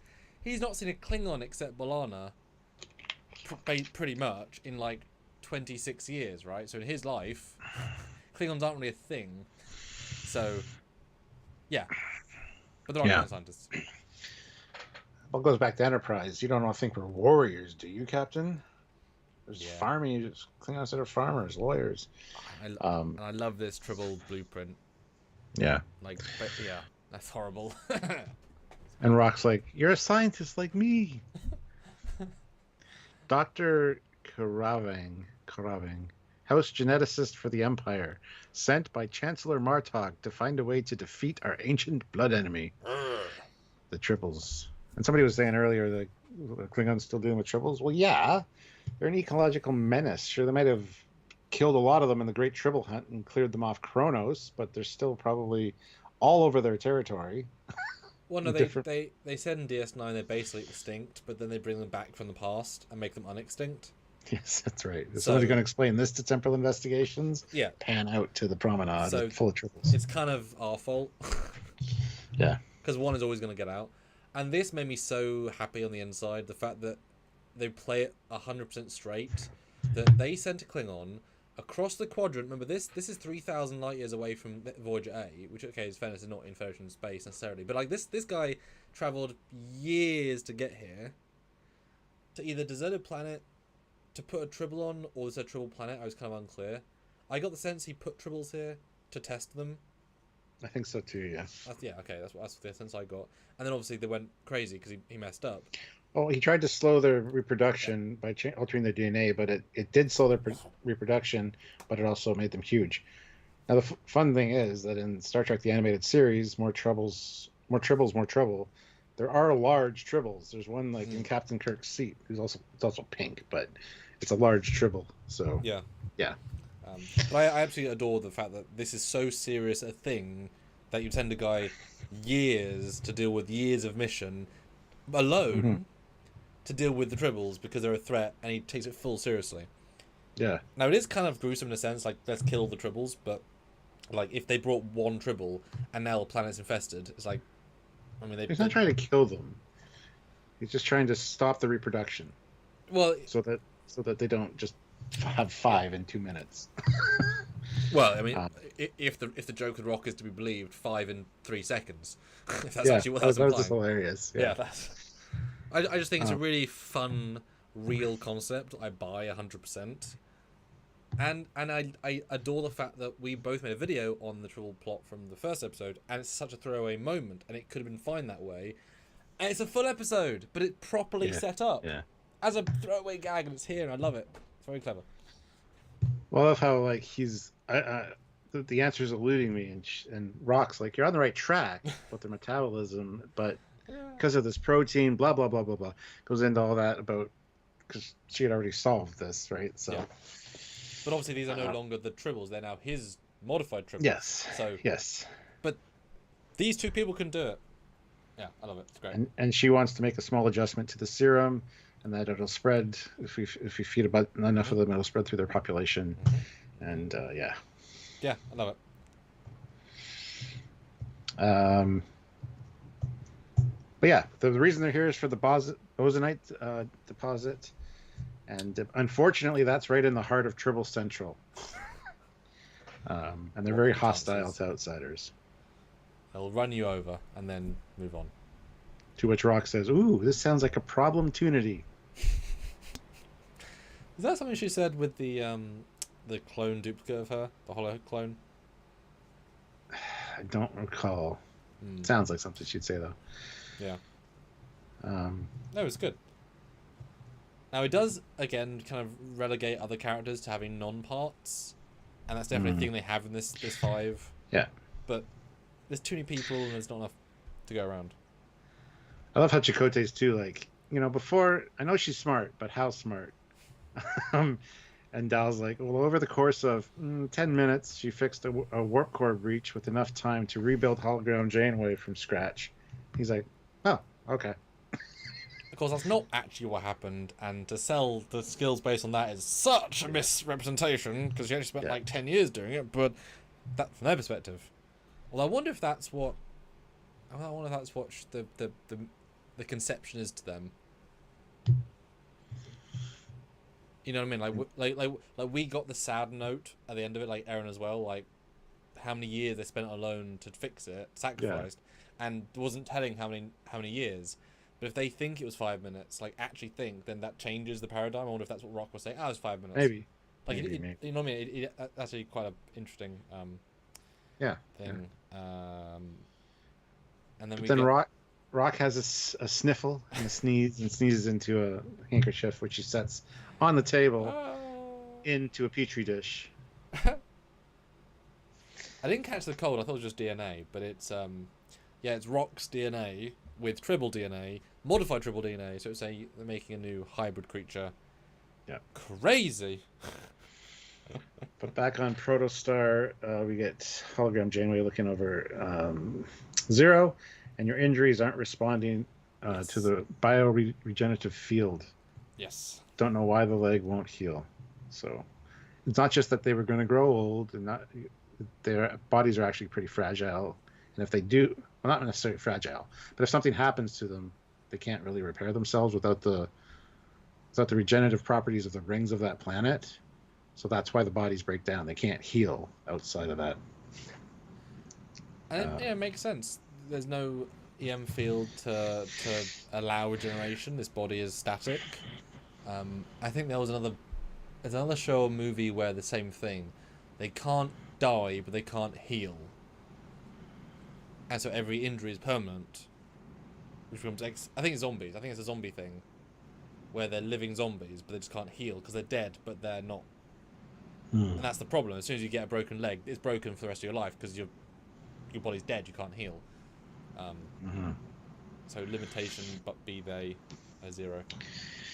And Zero and Jankum have a little discussion about, well, if Jankum can't fix it, he builds himself something even better. It's like, maybe we will do that. So, have fun, Robert. Have fun. Back on the planet, we get a talk with Majel and Gwen, talking about belonging and feeling accepted. And Magel's like, that's not my problem. It's not that I need to be liked by these people. It's just Wesley said I had a purpose here, and I don't know what it is. I don't know where I fit. And yeah. And does she do anything in these 5 episodes? Yeah. Yeah, she's the fighter thing at the end. Yeah. I was trying to... Yeah. She's a side note and then a big note. But what a ballsy thing to do. Let's have a conversation on a bird of prey's head. Yeah. What a great idea. Like, they're out there because the Klingon snores loudly. Yeah. So. Yeah. I just love the boldness to have it on this, because you've got to make a good 3D model. It's got to hold up, and it's got to be interesting, and it's such a strange, ridiculous, fun idea. It's a fun thing, and you get a great view of the model, and it's sort of lack of detail, but in a good way, and it's a good chat. But then they're disturbed by some commotion, and everybody else is in the lab. Something got in, and I'm like, well, then turn on the fucking lights. Why? Are you sure it's night? The Klingon may be on the Klingon's awake, but and it's not night because we're still outside. I know, but it could be sleeping time. Could sure, yeah. I mean, anyway, night turn on the lights in the lab. I don't know why you're looking around with flashlights. Let's just make it creepy. Computer, turn on lights. Okay. Yeah. I mean, it's a gimmick moment. And also, boy, that Tribble creature destroys everything in the lab. Like if you know every single thing falls down as if it's on a wire. Slightly funny. Yeah, eventually gets under a bowl and runs around, and Dal catches it.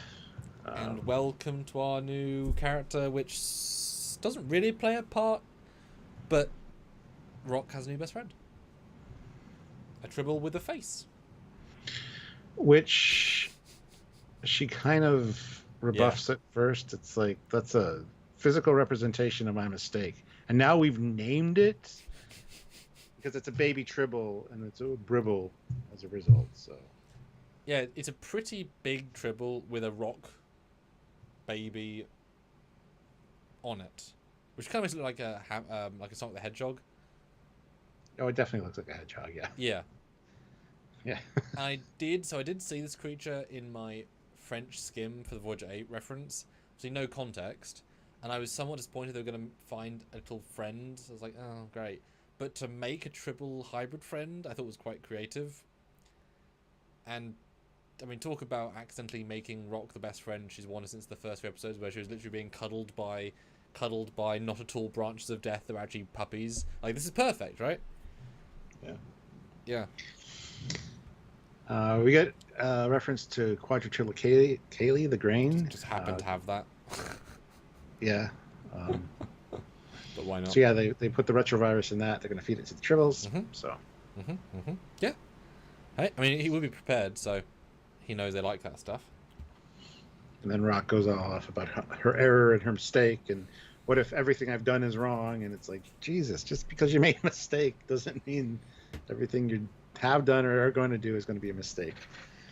Just like every Pulitzer Prize winning writer does not mean they're going to write more Pulitzer Prize winning things. Hey, way to link to something else that we talked about. Thank you. And then we cut to a great exterior. I've never conceived of a Tribble planet, but this is so obviously what it's going to be.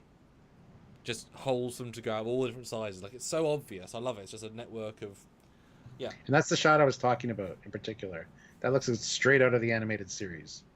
It's got the same animation style. It's the same colorization. Yeah.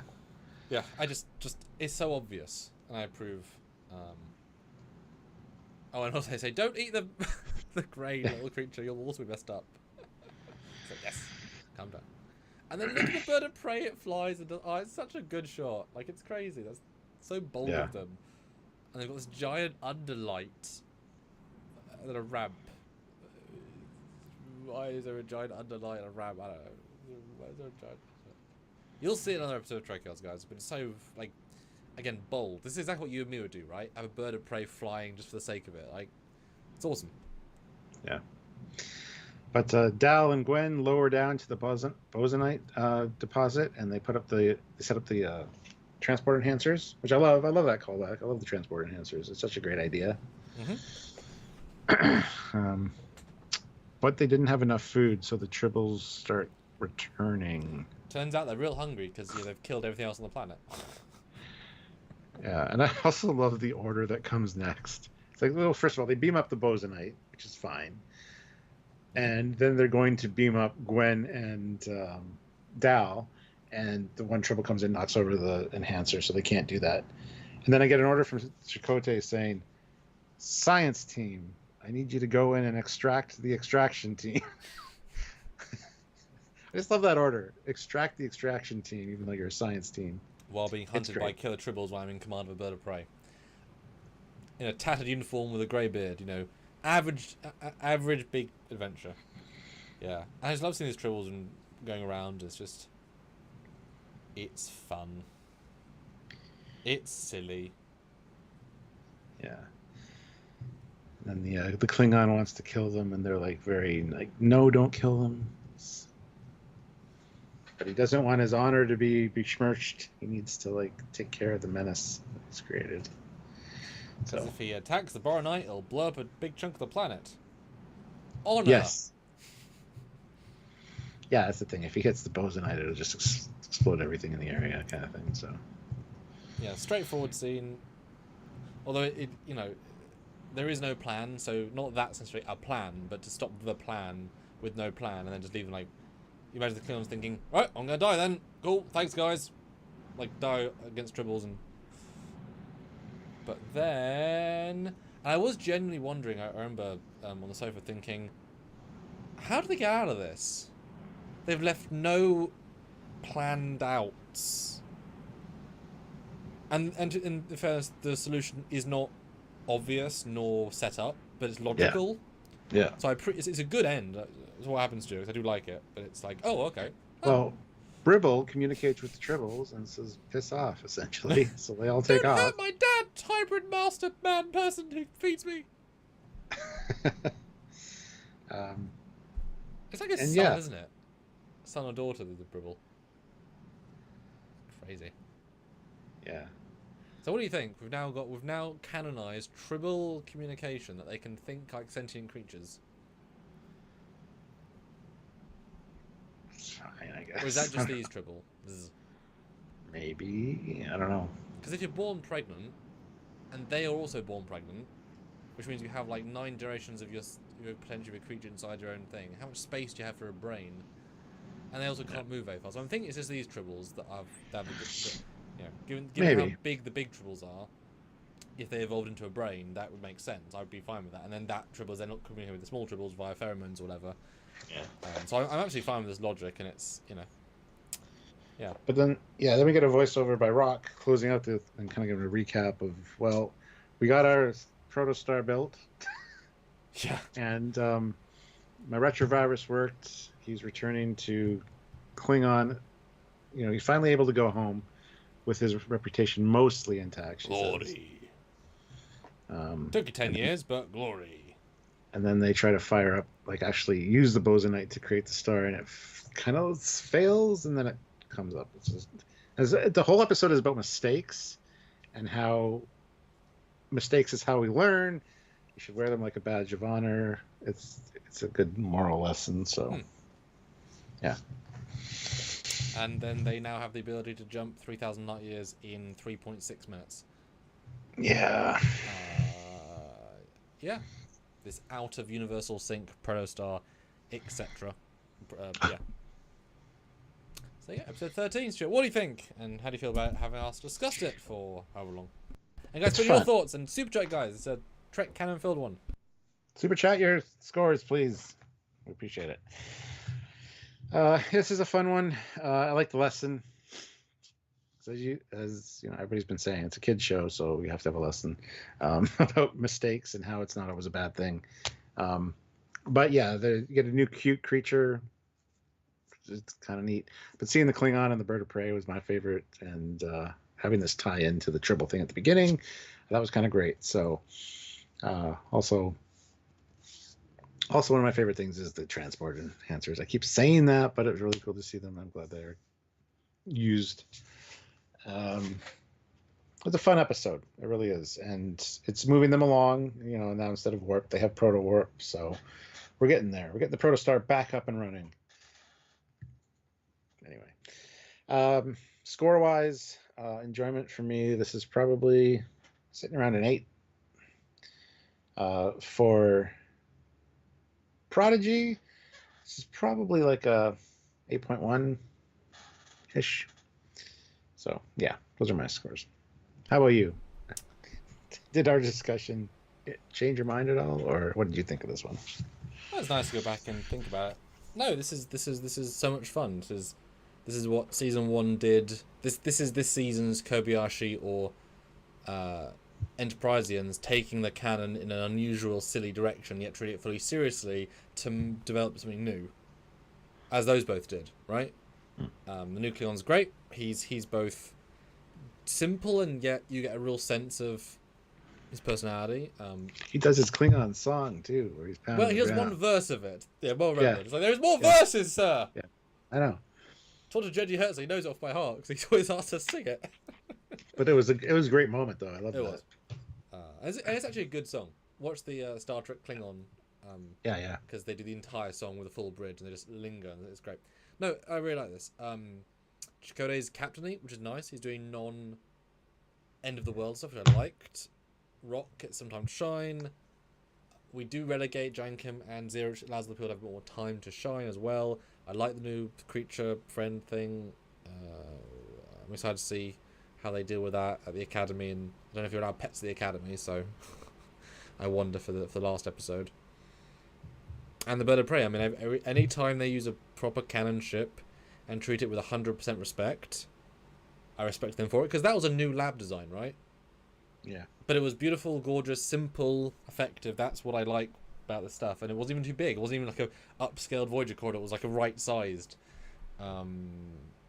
Yeah, so for me, this is doing great. I like Tribbles, and I think this would this gives me such a strong visual how if I was doing a Tribble film, which I'm not, but if I was ever to do one, you would do that mountain but smaller. The small hill is the Tribble hill because the Tribbles are small. So for me, I think it's the first one that will get into the 9 territory, because this, for me, I enjoyed it. Like, it just worked in a way that other ones haven't so much. And it uses the cannon in a great way. And just to have the guy be, try to stop the next great Tribble hunt by fixing the problem once and for all. So enjoyment, I'm going to go 9.3. Right up there. And Prodigy, this is again top for me for like a successful Trek episode. 9.2. Yeah, this is right up there in the very respectable 9s for me. Very little wrong with this. And I don't know how it would have been much better. I guess if they'd mentioned the Deep Space Nine, how Tribbles came back, yeah, that would have been a point higher.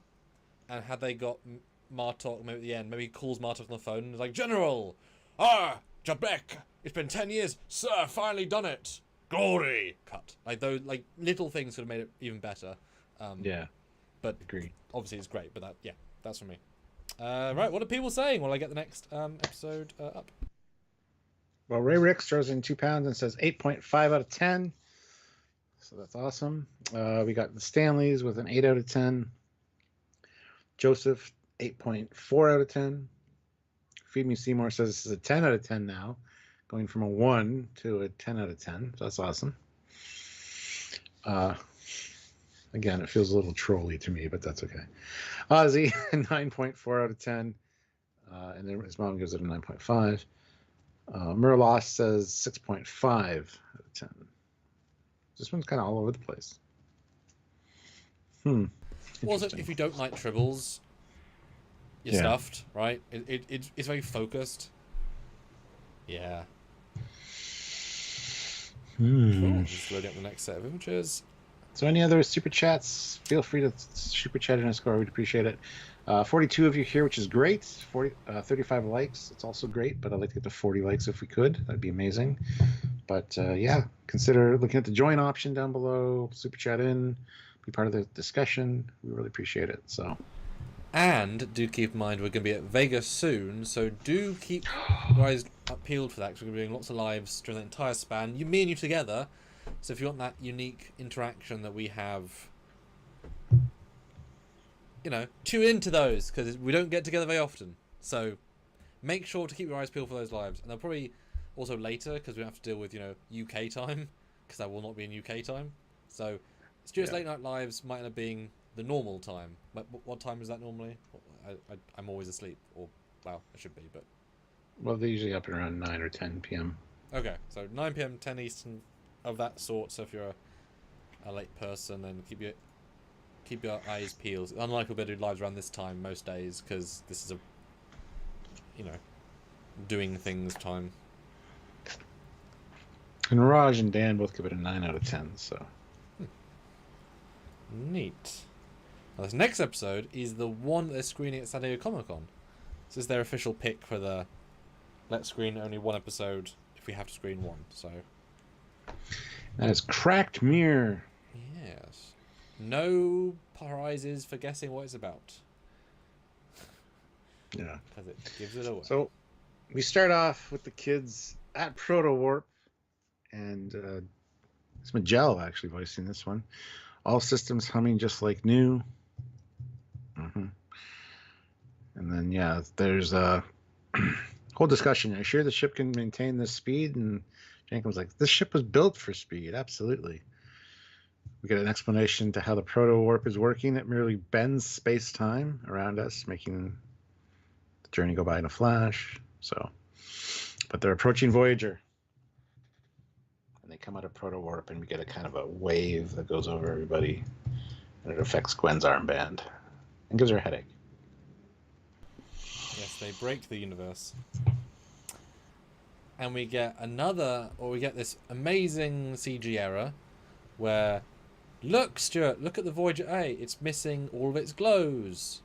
Its facades aren't on. Its deflector's not on. That's weird. And then cut to the outside. Look, Stuart, its glows are on. So they let that render error get into the show, because it's pretty awkward. And there's a couple I've seen throughout the season, But this is like, oops, we forgot. So render errors, huzzah! Yeah. And he's shaved. He now looks like himself. Yeah. As It's like, if- ooh, looks like somebody's ready to go to the Admiral's ready room. It's like, wow, What? really? That's saucy. Is that what they say? That's what Dahl says, yeah. Jesus Christ, little boy. And And then it's he's like, do I look like I'm trying too hard? To which hologram Janeway says, is that a bad thing? Yeah. Yeah. And I kind of wonder if they ungrade his hair a bit, because he looks not as grey as he was. Even the hair. I feel like it's now subtler. I don't know, he just feels like normal again, which, again, is super easy, because he... And why the hell But then, is yeah. Pip so far apart? Pisses me off. But yeah. Rock asks if hologram Janeway will babysit Bribble, and Janeway like turns her finger into a light pointer, and says, "I think this will probably amuse me more than you." It's like, Yeah. yep. Yeah. I mean, it actually is a babysitter. Because it's a training program person. So. And once again, from the views from the outside, there's no facades. They just didn't do them for anything inside the cockpit. Oops. But then they beam aboard, and I love this first reveal. Because it's a genuinely sweet hello to the Doctor. And then when it really is a sweet hello to the Doctor, it's really truncated and small, because Chakotay's already had that, but the Doctor hasn't. So it's funny, and this is the one, but they never had that in the real timeline, so it's kind of amusing. Yeah. I really like this little thing. This took me by surprise. Obviously, you're thinking as the audience, when is the mirror going to happen? At first, I thought, oh, this is the mirror Voyager, and this is a trick hologram, and this is a ploy, because that'd be interesting, right? Mm-hmm. It's not, but that'd be interesting. But what happens? The Admiral. Hope she hasn't changed. And then it's like Admiral Jellicoe. Yeah. I had no idea that was coming. That was a great. And we find out that Admiral Janeway and her Counselor Loom and Tysus, they all died. Yep. Trying to save you from the wormhole on the Infinity. It's like, wait a minute. We stole the Infinity. Yes. Yeah. And they don't mention the kids. Because if the kids didn't steal the Infinity, they'd be on the ship. But they don't mention them. Well, the Doctor says, "My proteges, you're back." It's like, so it's the same thing that happened, except they didn't take the Infinity. So they Like, left some other time. Up to that point, it was the same. Well, why would they leave? Yeah, exactly. I don't know. And if come they, back with Chakotay, no less. Yeah. I don't know if they actually thought continent. Oh, and also with Zero having a new body. Dave mentioned that. Whatever. Yeah. It's a joke. Doesn't matter. It's not the most well thought out thing. But I love the Doctor's approach here. Like, this happens often. The fact that you all have these other memories. It could be a chest psychosis, or I'm going to go with "or" for this. Which I like. He's like, I might not really necessarily believe you, but Oh my god. I'm here to help. Although, look at the width of that corridor. 5 Yeah. people side by side with plenty of room. That's such a goddamn big. Well, If every deck is that big, this ship is fucking ridiculous. speaking of room, Ugh. he's like, meet me in sickbay. So he holograms out, and they get in the turbo lift, and it's like, oh, we'll follow you up. The skinniest person there, Zero, but then Rock. But in the first episode, everybody was crammed into a turbo lift. Mm-hmm. I'm sure they could have all fit. There's still a lot of room if you look at the turbo lift, really. But Yeah, we'll take another one. Yeah, but no need to cram. There's loads of turbo lifts. That's fine. Yeah. But then they phase. Oh, Gwen has Gwen. problem. Yeah. Yeah. Well, the whole thing phases for us. And they Yeah. shift universes. And they Mm-hmm. go out onto and this is where you get that slight conceit of, is this implied to be in the same space? Or is the tunnel to that ship? And why is the ship still powered, even though after the construct damaged everything? And I don't know. I mean, it's an alternate universe, right? Anything can happen. But this ship is real not good. Real damaged. Mm-hmm. And then we run into Akana, Again, unexpected cameo. which he's from season 1. He's like, I left you kids there. But you guys, after what you did to Starfleet, and it's like, really? Yeah. Although I what a weird conceit that he knows them and season 1 happened to him, but then something didn't. Like, it's so specific branches that led to this. Yeah. Which almost makes you think, like, in this universe, the time parasites aren't killing the universe.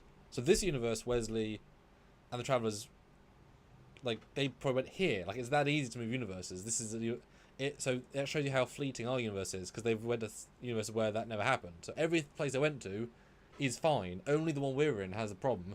But guess what? There's other universes. It kind of makes you feel small. That, you know. Yeah. Well. Oh, there should have been a scene with multiple Wesleys, because if Wesley's all about his universe, but there's a Wesley in this universe too. Anyway. And Kuna's like, where's the big rock girl? I liked her. And they try to contact Rock. And then we get to the next scene where the door opens and we see the Enterpriseans with TOS-ness going on. Now, I don't think this makes sense, but I don't need it to make sense. Yeah, doesn't need to make sense. Someone alert Captain Tuvix. Come on now. So we've got TOS graphic displays on a Voyager A with the plant that made Tuvix and Enterpriseans in their non-uniform uniform and a comm badge now made out of the fabric, and yet Tuvix. So none of that makes sense, but that's okay. But I feel genuinely cheated we didn't get more of this, because I would love to have cut from the darkness of one to the wonderful happiness of this.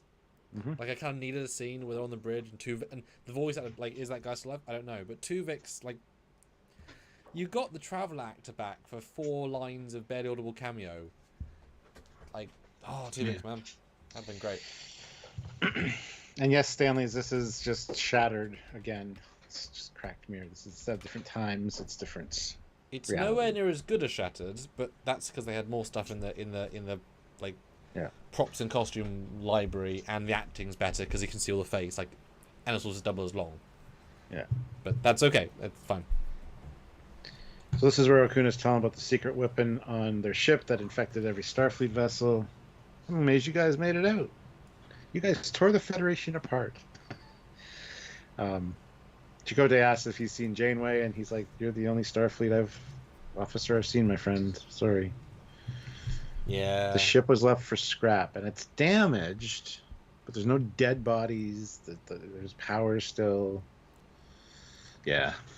It's convenience the ship. Yeah. Because it's fine. And having watched the episode, I kind of wish we cut all this stuff with O'Connor. As nice as he is, it's a long way through this episode before we get to the mirror stuff. And this stuff is kind of dragging it when that stuff's better. Yeah. Like, yeah. Devo 77X, it's Shattered meets Parallel. Yeah, absolutely. Yeah. So they're having a discussion here about Rock and Zero probably went to a different alternate reality. And since we're in no immediate danger, we must assume that they aren't either. It's like, that's quite an assumption, but okay.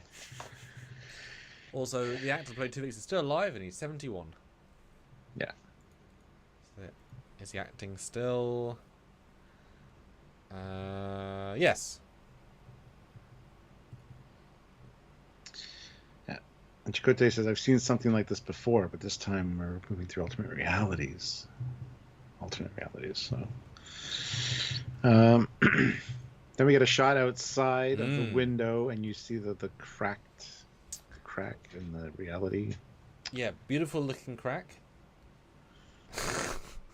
Yeah. Right through the ship.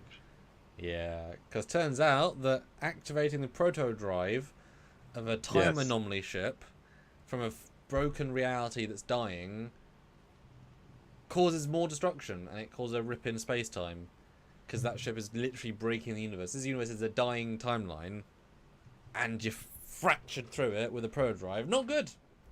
And they do say, so all of our past mistakes are coming back to haunt us. Not mistakes, different choices.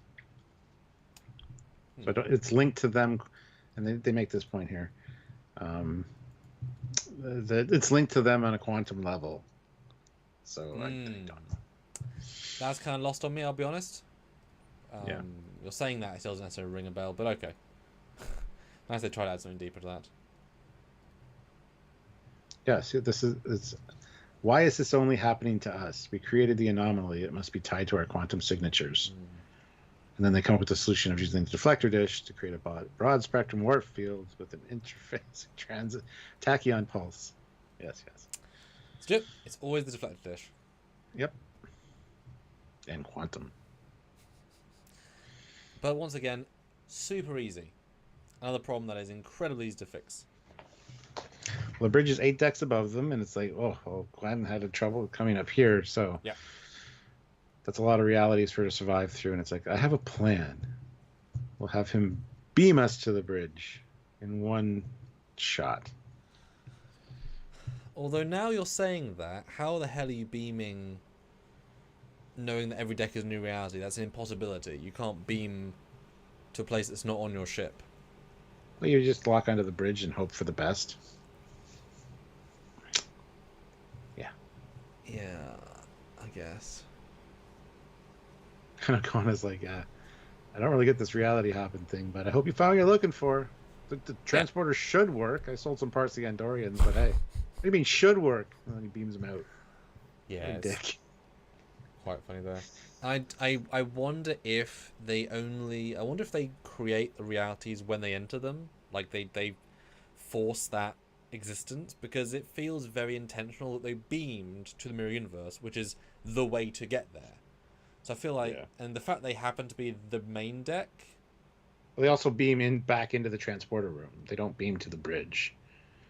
Because they make a point of saying that. It's like, why do they do why that? are we in? And Magell got left behind for some reason, and this isn't the bridge. Oh yeah, where is Magell? Never answered.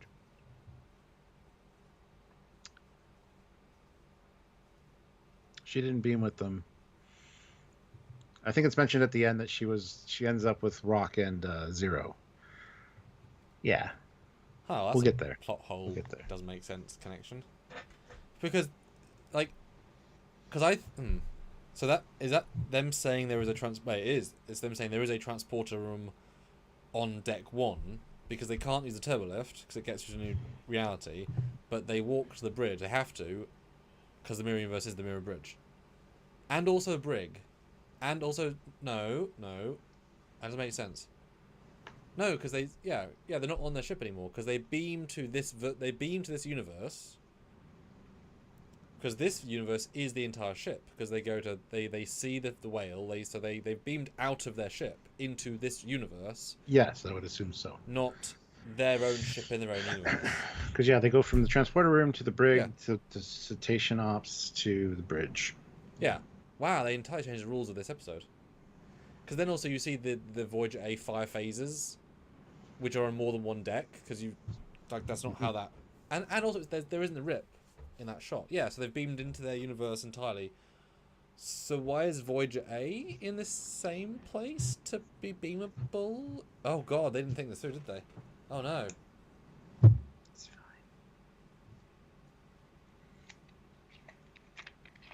Wow, that one broke me. Oh, that doesn't work at all. How dare they? But then we get to see Mirror Universe, Chakotay, and Janeway. And I can't say I like Janeway's look.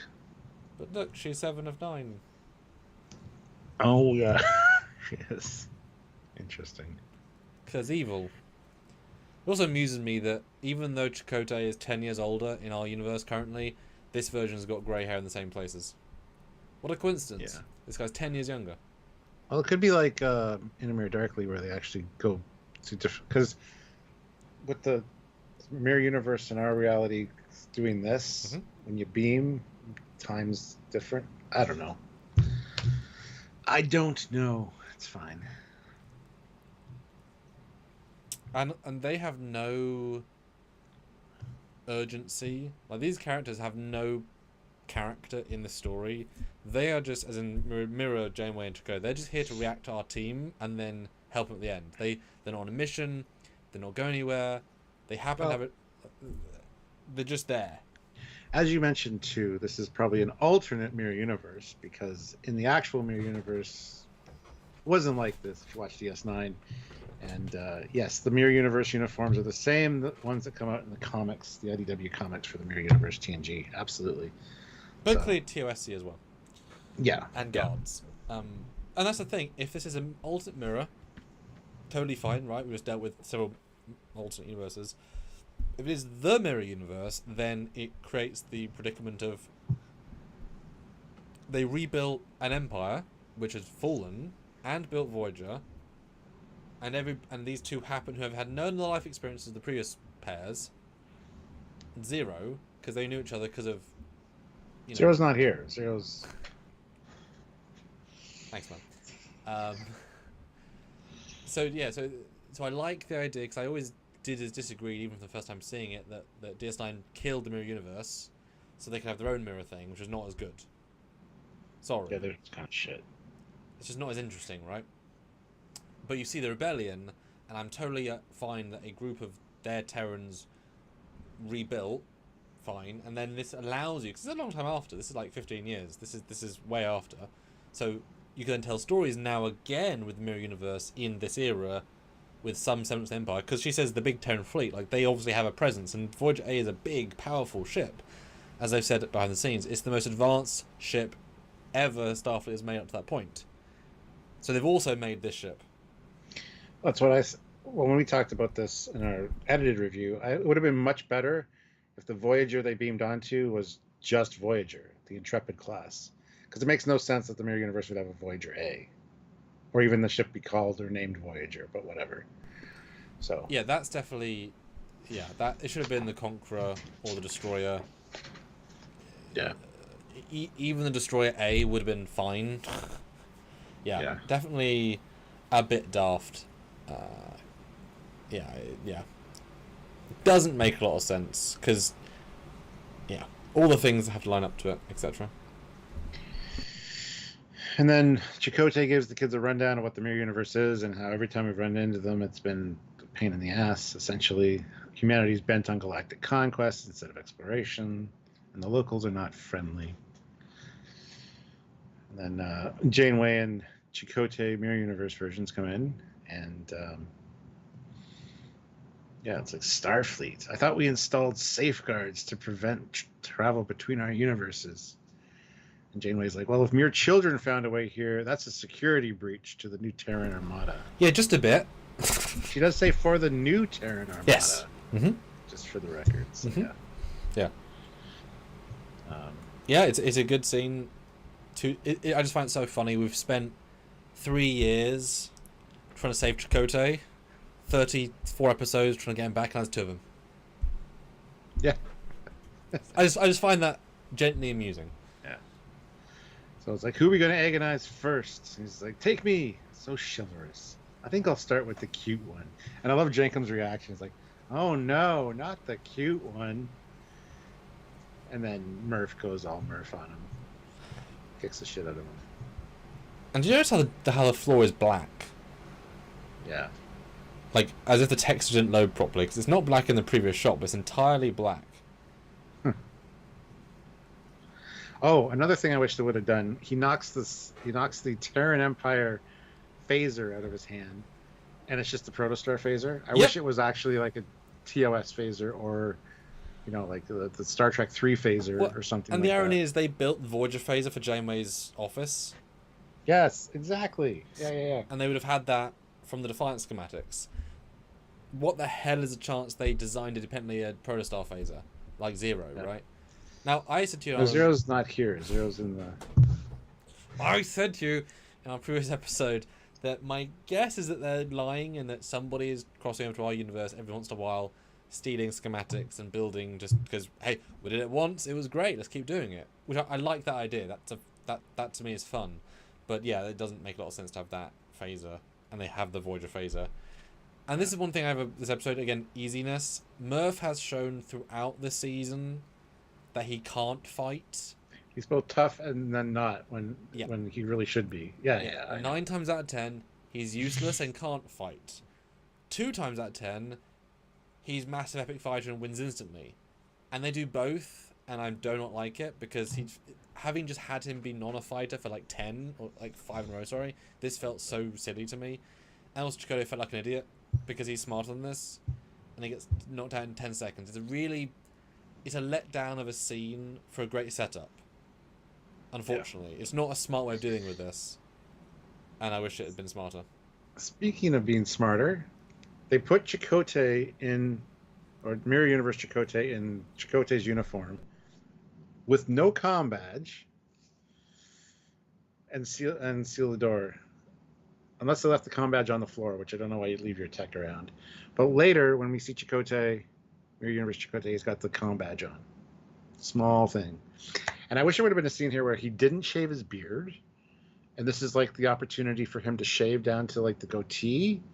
And then after all this is done, he's like, yeah, I can't stand this look. And he shaves it off. I wish they hadn't have shaved him at the beginning of this one. Personally. I do think Murph goatee is genuinely quite funny. But I also don't believe that. Because also you can tell they didn't just... So Chakotay's got, like this grease goatee.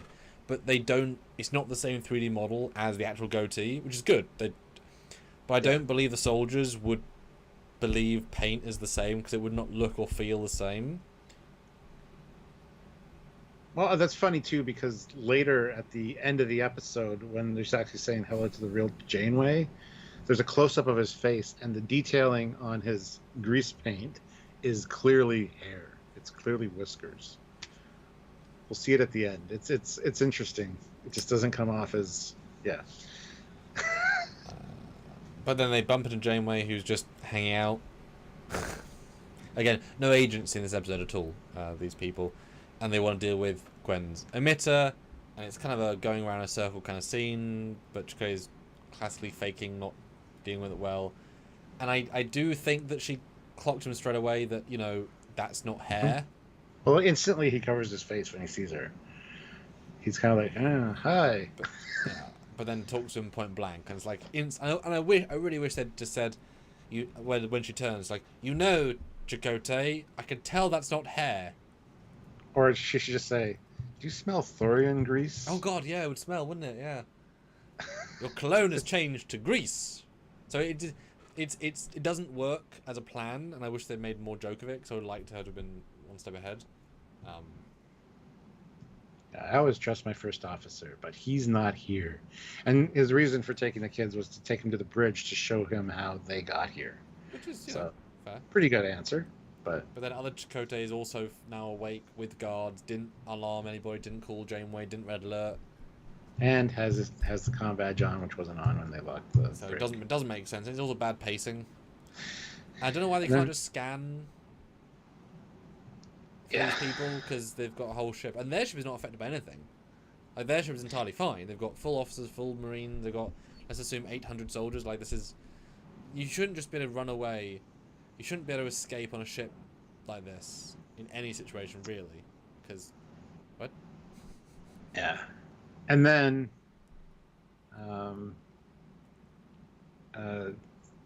hold on, sideshow. Maybe it just looks like that over stubble from a day or so. No, they weren't there long enough. Plus, the hair texture is just in the goatee shape. If it was stubble, it'd be everywhere. But I'll show you that when we get there. Yeah, he shaved that morning, so. Yeah. For some reason,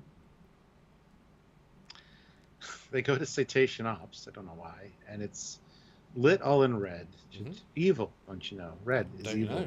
I do know. Yeah. And a whale with a scar on its eye. Yes. Evil whale.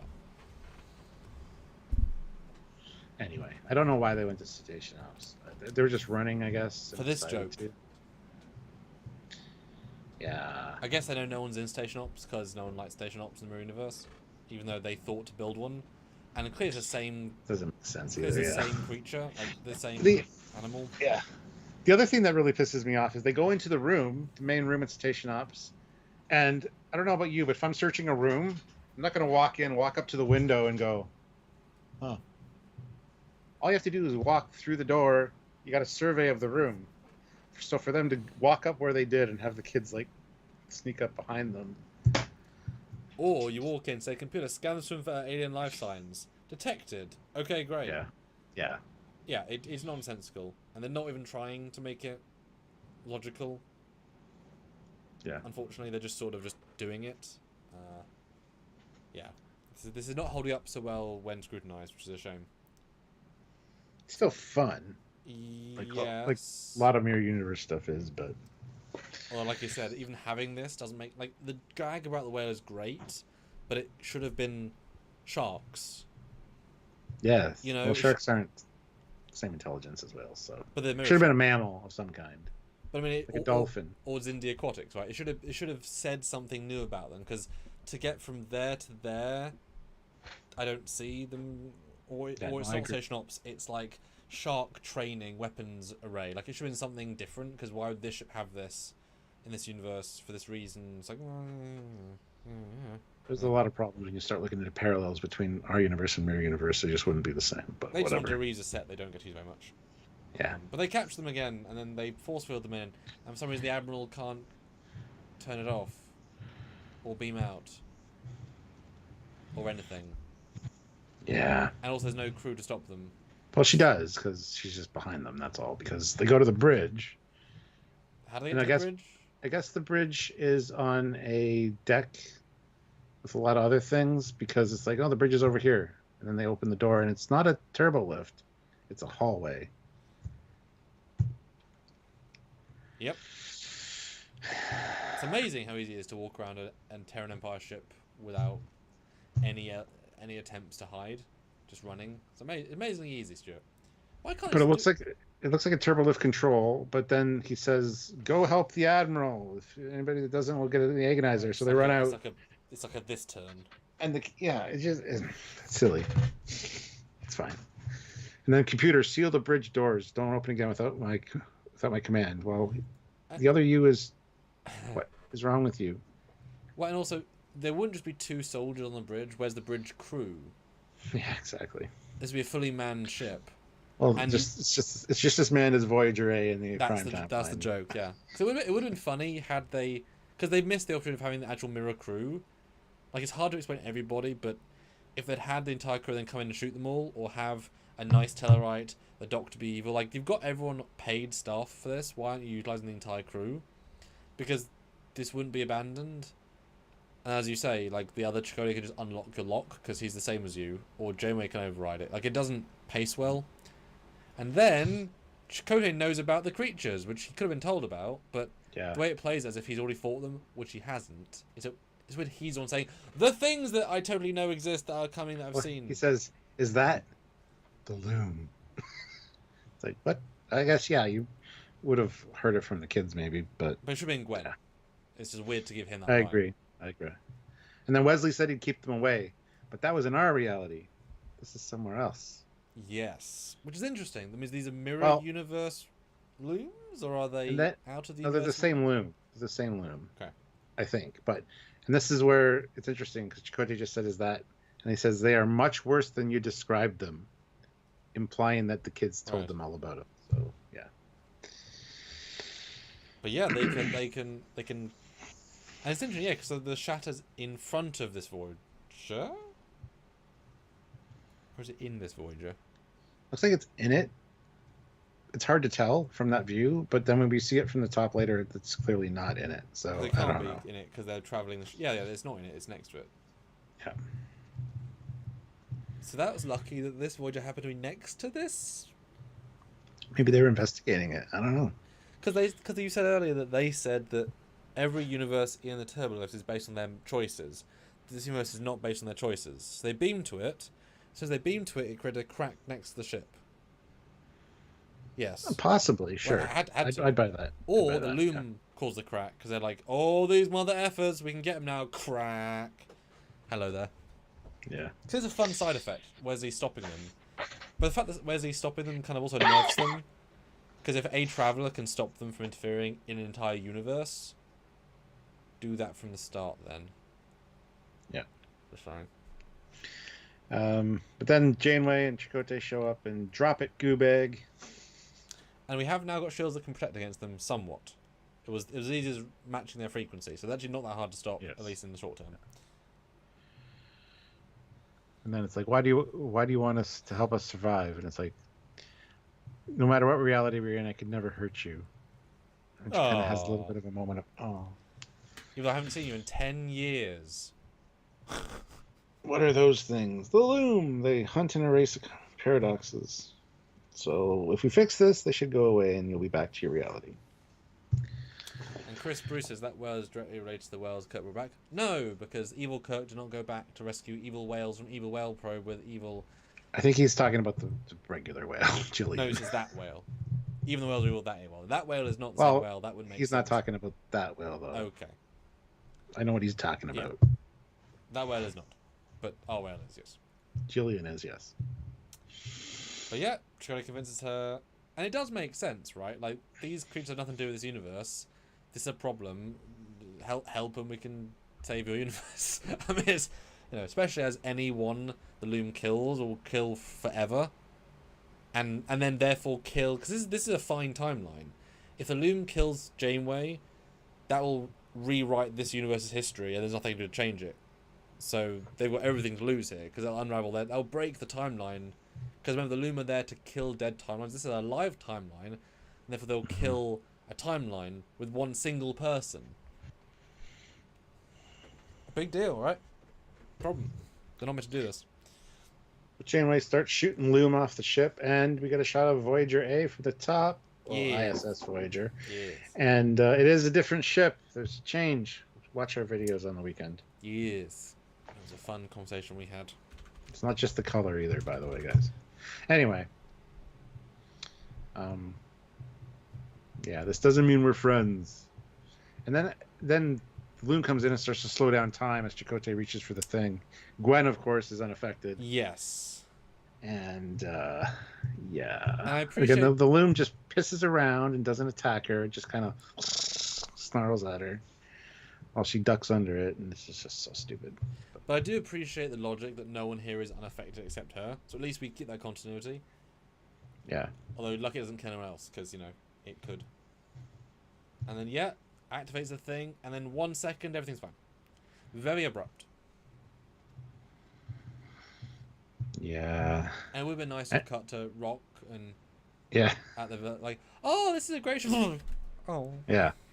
I was making friends.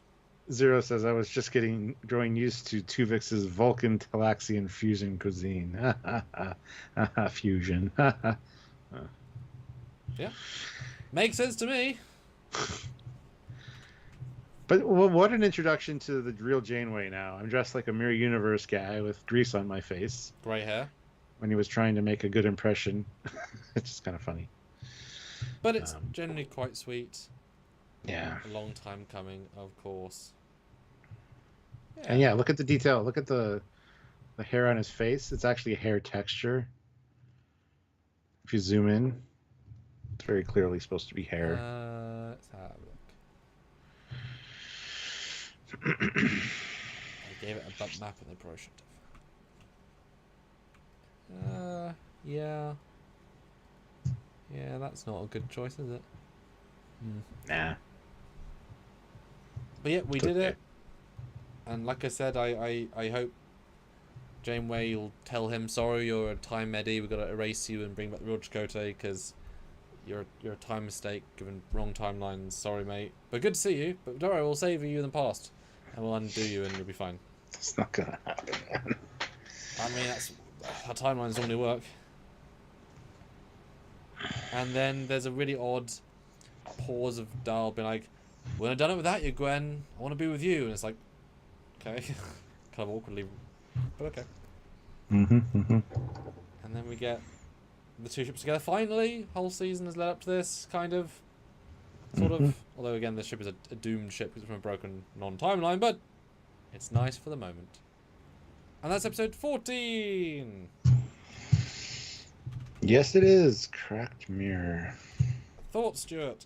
And guys, subtract your things. We've been doing this for a long time now, so 2 hours. So support us with some super chats because we're doing this all for you guys.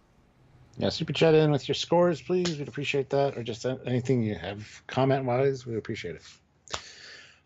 So yeah, this one was fun. I was looking forward to this one. Just tell by the title what it was going to be.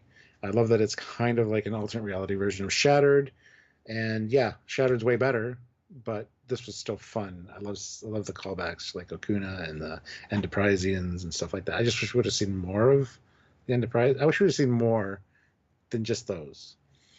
Given an hour episode, you probably could have done more, but the Mirror Universe stuff was, of course, great as well.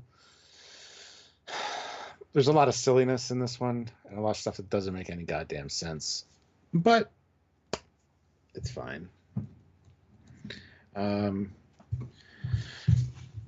Enjoyment-wise, for me, this one's probably going to be like a 8.7. I thought it was very enjoyable to watch. For all of Prodigy, it's still pretty up there. 8.6. A lot of Star Trek-isms, and calling back to season 1 as well with the Okana, whatever his name is. Yeah, great stuff. So, how about you? What did you think of this episode?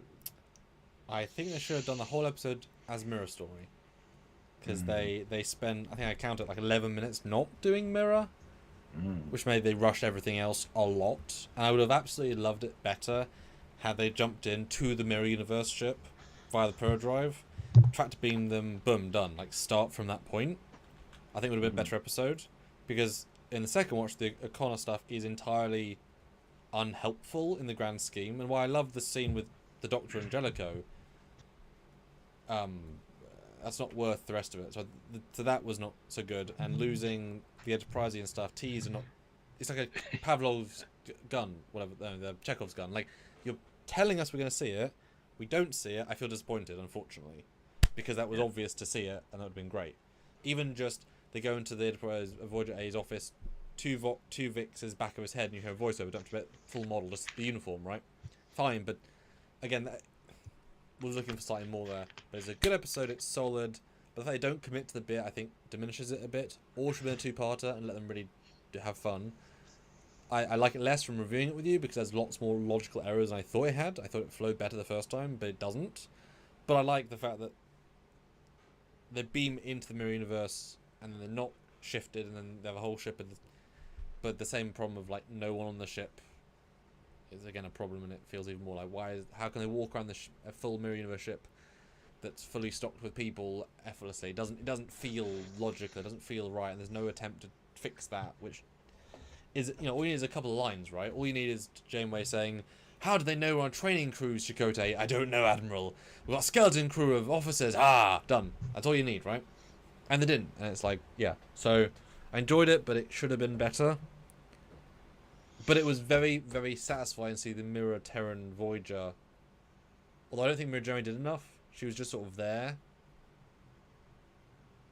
And then again, she had no urgency. She had no internal character drive. Where is she in the Terran Empire? Is she the leader? Is she the flagship? Like, I wanted more of that texture, and there was none of that. But still good, but should have been a lot better.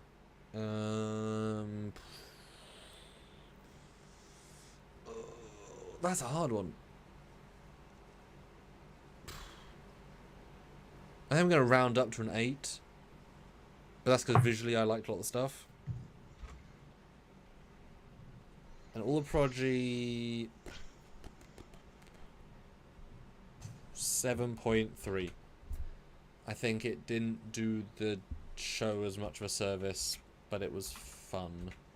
And literally, and as you had said, Majel gets just erased from the story at one point because they have nothing for her to do. That's a problem, right? Yeah. Yeah. Still pretty good, though. Yeah, because at the end when they beam back in, Magel's there, and Zero says, I was enjoying the Talaxian Vulcan fusion food, and Magel says, that's highly outrageous. So I don't know what happened to her, if she was there or not, but anyway, yeah. Yeah, too many characters they can't keep track of. But still better than Discovery. But this show is a higher bar, so they don't reach that.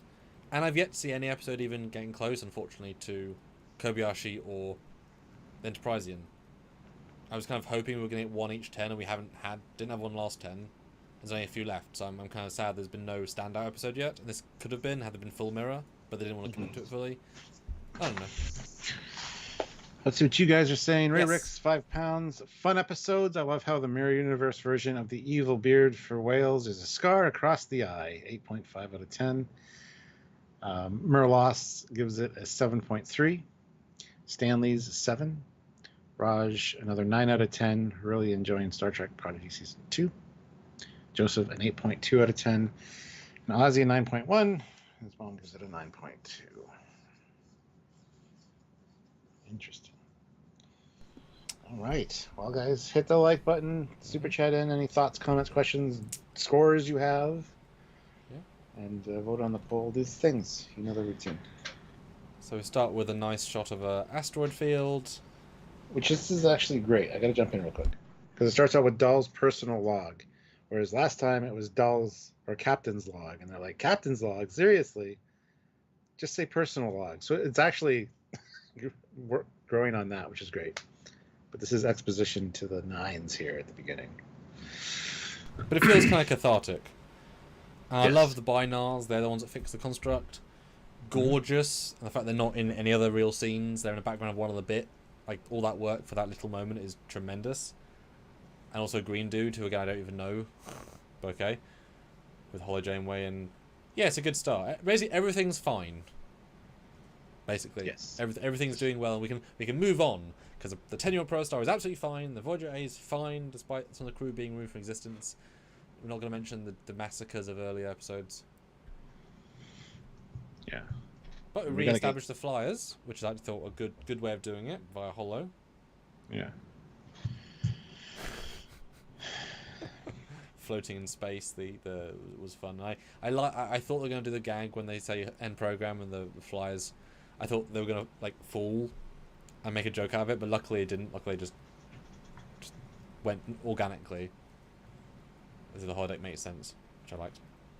Yeah, and Majel invited Dahl because she's seen him in action, and even though he shouldn't be there because he doesn't have the qualifications for Starfleet Academy training modules, she thought she should invite him. So, and the guy's like, "Ugh, perfect."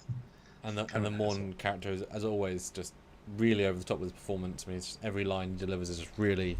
I got sick of hearing him talk. Yeah. I mean, they had to shut him up at one point because he was just too much. But it's a good set for the Flyers. And for me personally, I took it as these are Academy Flyers. Specifically, they're new. These people are the ones qualified to fly them. And Dahl, because looked at them, like learned them on his own time. And then brought here so they can clear their training while doing anything else. We hear what they're called later. They're designed by Tom Paris, actually. So. And we get Zero is not doing well with no chance of repair, if I recall. So we've got to do a new body, which just happens to be a thing we can do now, which the Doctor chooses not to have, even though it would be the same principle. Synth body that can feel. You'd think Doctor would want that. But no, not even going to address it. Sure. But yes, anyway. He wants to contact the Daystrom Institute to possibly get her a new body, and she's like, no, I really prefer if Jankum did it. This unqualified non-cadet who lived on a Tellurite facility for a while. It's her or their friend. Yeah, but super unqualified and has never built anything like this anyway. Weird move. Should have been, I want them to help, not lead. Like, they have no expertise in creating synth bodies. But it's not a synth body, it's a robot body at the end, because it's not what the Doctor's saying. The Doctor's saying build a new Data-style body-ish, but they don't. No, he said he could make it look whatever you want. Like, make it look like whatever you want. And okay. Zero says, so I could look like me and still feel. Zero was... Yeah. Okay, because I thought this is the news. Okay, that's not why. No. Because the way they showed the body on the screen was a humanoid, so that's why they would. Oh, that's her scans. But yeah. Well, yeah.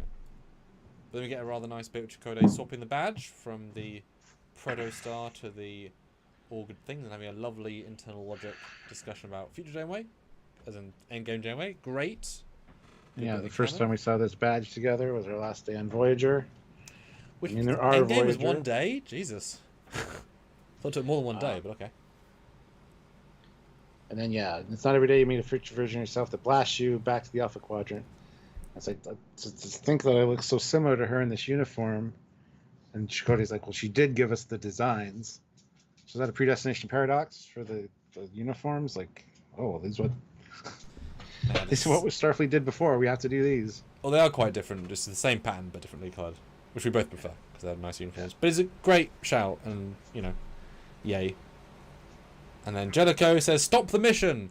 And they all accept it, which feels kind of out of character. Given also... They don't. There's a whole discussion about accepting it. Well, I've only watched it once. I don't remember what they said, because you burned through them. I don't know what they said. What do they say, Stuart? All right. Well, Jellicoe says, yeah, we're going to let Starfleet handle it from here. You guys are off of this. I've seen how you act. You're too close to the situation. I see how you kind of get your personal feelings in the way. And Janeway's like, but is that really necessary? We've come this far. And we find out Starfleet spread too thin. We need all the ships back. Damaged fleets from the living construct. A500 androids barely keeping member worlds going. And yes, your judgment's clouded. You're too close. So you're supposed to come back to Earth. Department of Temporal Investigation is going to take over. And then Tysus says, I kind of agree. Janeway's not on board. And she asked Chakotay. And he's... Because Tysus even says, I hate to say it, but Jellicoe might be right. We can't go rogue again. And then Chakotay says, I agree, we're too close. It's been a long road. Maybe it's time our journey finally ends. Which, he's been around for 10 years on a... I want to get back to Earth and shit too, so he's probably just like, it's fine. Yeah, but also my ship is a timeline error causing the end of the universe, where the thing is the Loom are going to eat everyone in our timeline. You don't just go back to Earth and relax. Like, that's so out of character for him, and it's so like, what?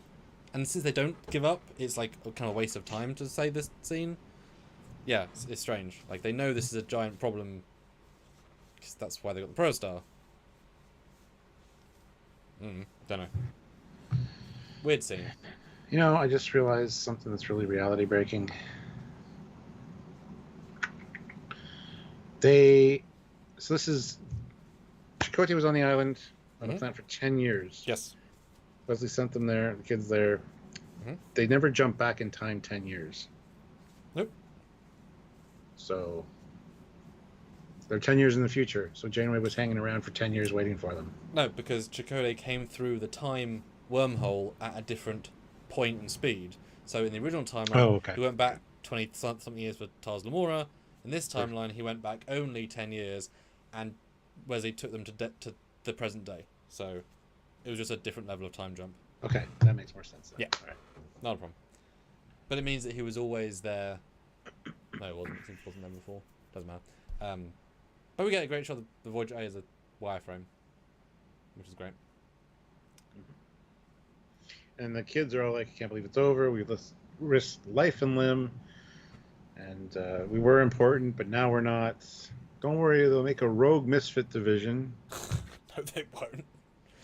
I also love how they've never once shown what they were there to do. You guys are important to the mission. They had no part of the mission. They made themselves important to the mission. But they focus on the mistakes thing from the Tribble episode. It wasn't necessarily a mistake. It's an unforeseen consequence or whatever. And then Gwen gets called to the bridge because it's urgent. So we get the same Vulcan, or the same man Vulcan, same Green Lady. Why is there a science person at the helm? And later the black lady's in the hallway with a yellow shirt this time, but her skin tone has been lightened up substantially. They have 3 officers on the ship, and they've also died. So we've seen them all die. But why is there a science or medical at helm? Because there shouldn't be. Not medical, it's just science. Well, we don't know, right? Could be either. Helm shouldn't be. Just saying. They're getting a long-range transmission from a Starfleet shuttle on Solum. The Delta Quadrant. Which, remember, took 6 months to get to from Earth. Just saying. But yeah, it's her dad, and he's telling them that Ascension's taken over power. The council's been dissolved. There's a war coming for you. Ascension has technology which don't know where she got it from, but it's super advanced. And we see like these ships being built in spheres or these domes. And in the domes, months go by when only hours outside. So they can build a whole fleet very quickly. And Raj, yeah. Voyager A is bigger. That's how it's looking. Yeah, I absolutely adore this. This is a concept. It's so obvious, and it works better the second watch, knowing Wesley's the time tech doing it, that they can just seep any future, any time. Although in theory, there's only one bit of tech involved here, which is time dilation. Like, the building it is slow. It's just the time dilation in the main thing. Yeah, great idea. And they wrote themselves into a corner by doing this entire season of this planet does not have the tech that they fought in season 1 yet. And essentially, you can't just bring it, and they can't build it instantly. So they had to make a threat at the end of the season, they had to do a thing to get the thing. But it's a very good, clever thing. So I appreciate their writing themselves out of a giant plot hole. As in a hole in the plot, not literally a plot hole, but as a... And also they're better, because they're designs that are both... Ascension knows how their ships were made, but now you've got the full Solomon resources, which when she built them originally, they had a cracked world. This is a full planet resource they can use, and Wesley's tech. These are now better ships, knowing what they know. So, oh dear. Yeah. And Ray Ricks throws in 2 pounds and says, Dax Helm the Defiant. Yes. She wore blue. Yes, but she was also all of the previous people. So she had all the knowledge of being a pilot and a musician. She wasn't just a science officer, she was a broader officer. Like, what if Curzon was a pilot in his youth? So she had piloting skills in there somewhere, I'm sure. Just saying. It's not the same. She's also a tactic. I mean, yeah, it doesn't make sense she would pilot a warship. Ever. Doesn't make any sense. Unless she has insanely good piloting training as well. So, it's kind of a special case. But Ascension comes on screen and says... it's a bad time. Yeah, thanks for your heirloom, by the way. I forgot about it. Now we have your subspace coordinates. So, see you soon. Yeah. And then we got Tysus says, Cetacean Ops is detecting something incoming, Admiral. So Cetacean Ops is in charge of sensors now, I guess, not just navigation. Well, they're sensing the insanely clever, fast... I'm guessing they're coming through a Traveller time hole. It's very Narada. Oh, God, yeah. It is so the Narada coming through, honestly. Because the ships fly like this. So the fact it's doing this is a point, literally and figuratively. I mean, it's a great little sequence. It looks kind of amazing. But yeah, it's right out of that. And they never explain once how it gets there. Because if their ships can get to them in 1 second, then Ascension could attack Earth today and should be attacking Earth in theory. Like there's a, but they don't think about those things. Unfortunately, they're just doing it because doing it. Like, it would have been better if they'd beamed like them to Solom as a tech. Would have made, I guess, more because it's a small ship. Because moving this ship is absolutely insane. And Chris Bruce says it's not a plot hole. Someone told them how, whether that person gave it willingly or not. Willing or not. I don't know what we're talking about with that. What were we talking about? Plot hole? I missed that part. I said it was. When I said the build the ship was a hole in the plot to be filled by logic, not a plot hole. That's why I clarified.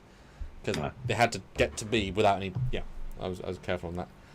But we finally get to see a Dreadnought piloting. Yeah, I love how it's like Janeway says, any attack on a vessel will be considered an act of war. Acknowledged. Fire. Yeah, no shit. Officially declaring war. Yep.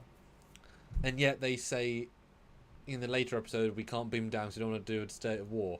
Good point. This is an act of war, and also you blew up the ship. What act of war do you want? The killing of battleship. That doesn't make sense either. But I'm very intrigued that the whole, because they could phase them to death, but they're not. They're energy dampening them, which is slower than phasing them. Yeah, energy drain. Yeah. Because they don't want to have a battle; they want to have a scene, and it's an interesting note. And I don't know why Ascension is doing that. I don't know why they don't just fire the bomb. I guess I have to build it first, but I don't know. Anyway, they're bleeding Voyager dry, siphoning its power. And the Rev 1 target Rev 1's torpedoes on the Proto-star. And they fire a bunch of torpedoes, which are legit torpedoes, like missiles, essentially. Essentially. Yeah. And poor hologram Janeway all alone on the Proto-star gets hit. And then we get a genuine plot hole, which is Chakotay saying, let's beam to the Proto-star and we'll take it out. Yes. How do you beam to the Proto-star when your shields are up? Both your shields are up, because you can't beam through shields, and you can't lower the shields, otherwise the beam will destroy you and take your power. And they don't even try and address it, when they could just have taken a shuttle, because shuttles can go through shields if you remodulate. Which is what the fighters do later. But the beaming. I'm gonna address it. Beaming to the Proto-star with an active beam, and you can see the shield bubble around the ship. Yeah, it's a bit of a problem. That is an actual plot hole. Yeah, it doesn't make sense. And also, like, take some of the ship's crew with you. Like, I know these kids know the ship, although you don't know how much they know the ship, because, of course, you don't know them. But have Starfleet crew go there as well. Like, trusting everything to some teenagers and a guy that has been out of the field for 10 years. There's something really funny here, though, because Grom, the Morn character, gets injured, right? And the doctor says there's so many injuries coming into sickbay, we can't handle them all. So Zero says, I'll take her to sickbay. So for the record, Grom is a female. Cool. A female of Morn species. So. Okay. Yeah, it's a appropriately telegraphed. Oh no, this person's injured. We have 3 fighters. We need a third. It's fine. It makes sense, and also get Zero out of the situation as well, because these characters don't have that much use in the grand scheme. So having Zero in one place and Dull as a pilot makes more sense to leave the core people doing the core things. But they've been over with zero effort, and again, this ship is 10 years old, rusted on Zero's planet. in sickbay though. Zero's in sickbay. This ship was hit by electric storms every other day. This ship is now fighting a space battle, and nothing's problematic. Crazy. Yeah. Anyway, so oh wait, there's a new background extra. There's a guy with a yellow uniform I've not seen before, and the Orion's now a medical person from the bridge. She's now in sick bay. Pilot the damn ship, medical person. Jesus. Then we got the Proto-star ducking and weaving some phaser blasts, and I love how there's this constant beam, and then they go behind an asteroid and it just slices the asteroid. I think that's great. But yeah. Anyway, down in sickbay, it's like, sorry, I can't be more assistance, and he's like, as long as you're conscious, you're helpful. And it's Dr. Noom, who's the counselor, because I thought he was the CMO in season 1. He's just, but whatever, it's fine. Because Chakotay needed a counselor on a test now, engine ship. Very important. The thing that annoys me is the doctor says the osteo regenerators can't keep up with the amount of wounded. It's like, really? That seems a little odd. I don't know. It's just... Anyway, they do it the old-fashioned way. All of their crew that we've seen over the course of the entire season. And they're only getting power drains. They're not getting pummeled by phaser fire. Currently, they're just having all their power drained. Yeah. Just, I mean, that thing exploded and hurt the Morn creature. So I guess by draining something, things are overloading and exploding. Although the ship was attacked by the Loom and several places had, hull breaches. So maybe going to a battle situation wasn't ideal after being attacked by multi-dimensional alien creatures destroying part of the ship and the crew. Maybe I said that earlier. Don't maybe do that, but just saying. Didn't. And also, it's a very small note, but that lady, the black lady doctor, in one shot, she's wearing Janeway's uniform because she's got the red collar. Mm. Just saying, they do reuse Janeway's body occasionally, so that's Janeway's body with the wrong uniform variant. Just saying. Easter egg. But they can't. Yeah, back on the bridge, they can't get a target lock because there's too much chronometric interference. So they need the Nova Flyers because they're faster than the shuttles. They do say this. Mm-hmm. Nova Flyers are faster than our shuttles, and they can slip in at close range and relay the coordinates. So it's like earlier we were talking about why they didn't send shuttles, but you could launch all the things, honestly. But it's fine. So we got the Mark II Nova Flyers, redesigned by Lieutenant Paris himself. So Mark II Nova Flyers. Yeah, makes sense to me. I still don't like how inactive Janeway is in this whole series, just sitting in the captain's chair, not like. Yeah. She should have more presence, especially as like an admiral. Small thing, but she feels very unlevered. And yeah, I don't know why they don't launch normal shuttles. I know this is the main shuttle bay, but we did see 2 other shuttles in the main shuttle bay in the previous episode, so we have got 2 other shuttles that are working. That's the other thing that's later I might forget to mention this, but the device lodges itself into Shuttle Bay 3. Yes. And Janeway says, we have a hull breach, or somebody says, I think maybe her first officer, says we have a hull breach in Shuttle Bay 3. The crew didn't know about Shuttle Bay 3. So half the people on the ship would be like, we don't have a Shuttle Bay 3. What is she talking about? I just think it's funny. Well, because you say that, but there's no official Shuttle Bay 3. But there's only 7 people on the ship. You know them all. And True. half of them got killed by the Loom. So, and they were all helping to move the boxes. Now, I will also note, if you look at the live stream, for some reason these Delta Flyer things have still got the TNG symbol on them. A 3 com badge, a go com badge. Why are the Academy Flyers using a badge from 25 years ago?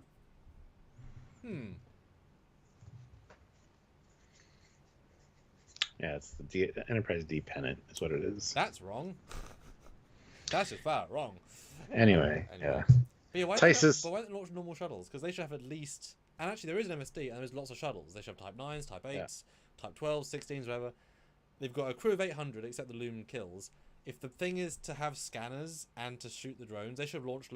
This would have been the one time, Stuart, Discovery Season 2, end of season, would make sense to launch 3 shuttle bays worth of shuttles, you could argue.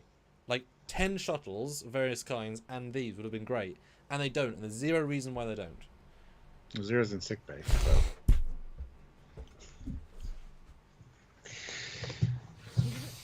Look, the whales are evil, okay? Get over it. There's a line, Commander Tysus has unlocked the safety protocols. These aren't just for target practice anymore. Yeah. Ooh, fancy. Well, I've got to say, I love the look of this new Dreadnought thing, the Rev. It's real menacing, and I've spent a long time building R1, and this is not the same design. It's similar, but not, and it's really freaking menacing and pew and so big. We get a lot of zooming, and so they launch a lot of drones to deal with the fighters. Which all fail miserably. Well, yeah.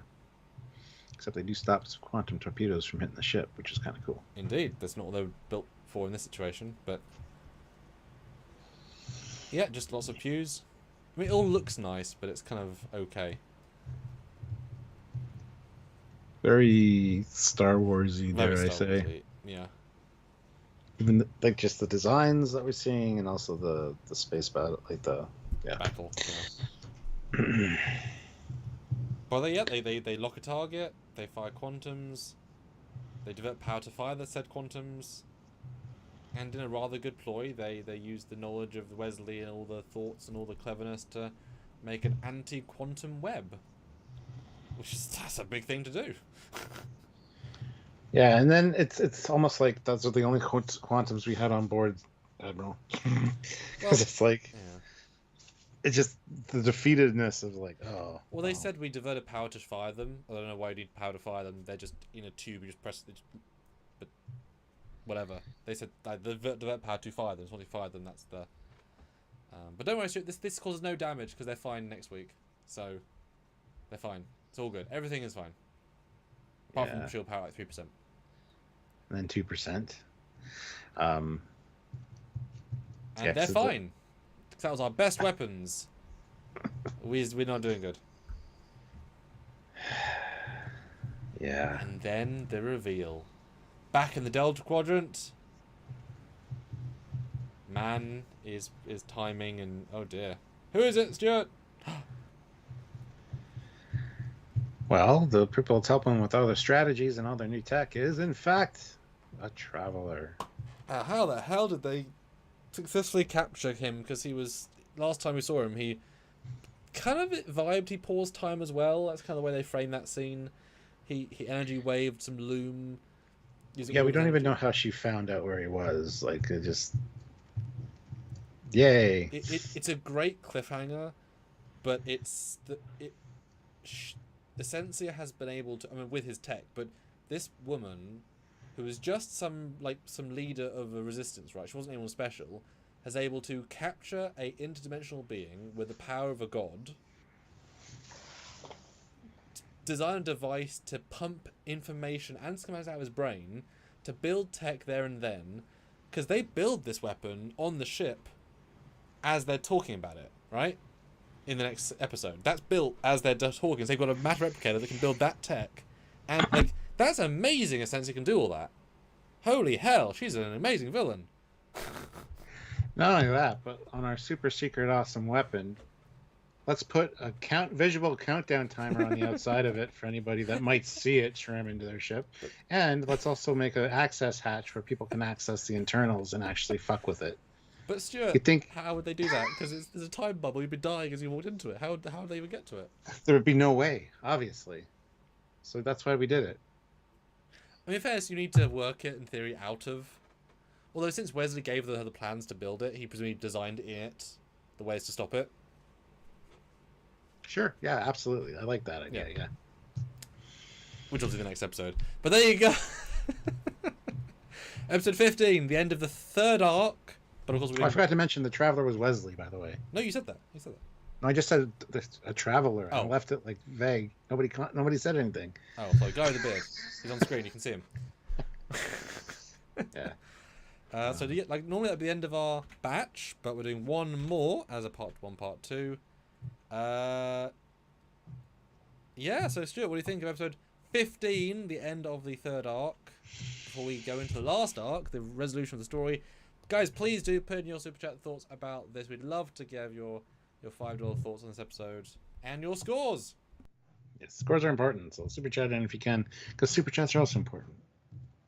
Anyway, no, this one I love the way it started. I love the voiceover, like the personal log, and all the exposition we got of kind of a recap also of what's happened. And I think the Jellicoe scene kind of, you got to come home. You're really close to this, blah, blah, blah. I think was really well done. I loved the handover of the new comm badge and uniform to Chakotay. That was a really nice moment between the Janeway and him. And then it just becomes action central with advanced tech and what is happening exactly. It's a lot of zoom, zoom, whoosh, whoosh, pew, pew. So it's fun. It's a fun, fast-paced episode. And again, it shouldn't be 2 parts in my opinion, but hey. So for part 1,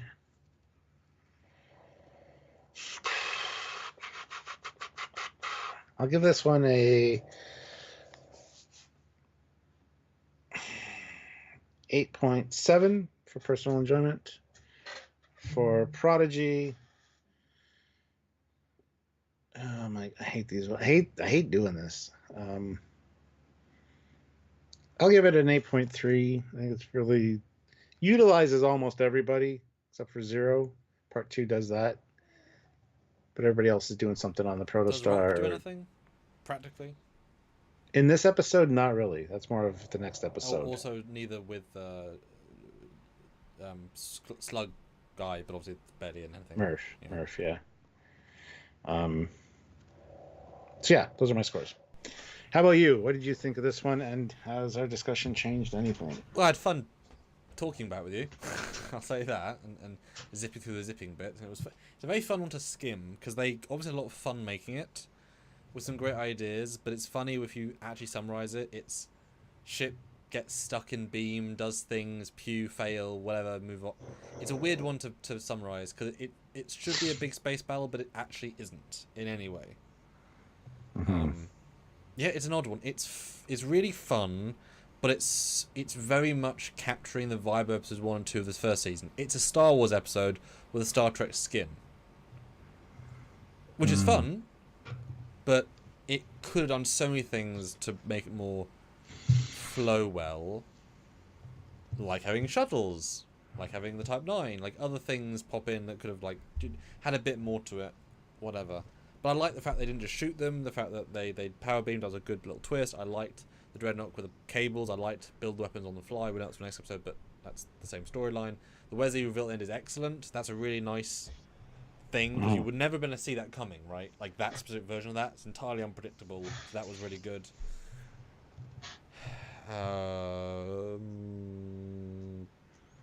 And the mentioning Endgame was really well handled as well. I think the enjoyment score will be higher, as with you, than the overall Prodigy score, because it's not a great Prodigy episode, really, but it's a fun episode, and those should be different clarifiers. Mm-hmm. But I think it's still fun though. Gut reaction, which one do you think you like more, part 1 or part 2? Gut reaction, go. Part 2. Okay. Probably me as well, but I like some ideas in part 1. But we'll see what we think score-wise. I think I want to go 8. I think it just gets into 8 because the reveal is a really strong end. But it's missing a lot of those extra things. I think overall Prodigy, I'm going to leave 7.2.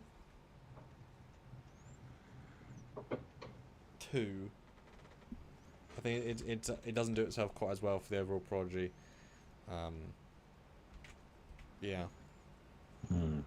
But, I mean, 7.2 is still a Discovery wish they had it score, right? Hell yeah. It feels like an insult, but it really isn't. Alright, it's been several hours. I'm going to go to the bathroom. So, super chat your thoughts, guys. I'd love to get a few more back in a minute or two. And I will remind you guys to hit like and super chat in if you can. Ray Ricks, though, gives £5. Thank you. Ray, you're the superstar today as far as super chats go. Appreciate that. 8.5 out of 10. Thank you. Ozzy, 9.3 out of 10. And his mom gives it a 9.4. Raj says 9.5 out of 10. Chris says 9.5. Joseph, 8.4. Stanley's 8.5. Murlos, 7.5. 7.5, and he says both. So 7.5 for both of them. Okay, interesting. I'm not sure if I really enjoy part 2 more than part 1, because part 1 had a lot of good stuff. We'll have to see. We're going to be rolling right into it when Sam gets back. So, yeah, if you haven't put in your scores yet, please do so. Go vote on the poll, hit the like button, all the stuff if you haven't done it. And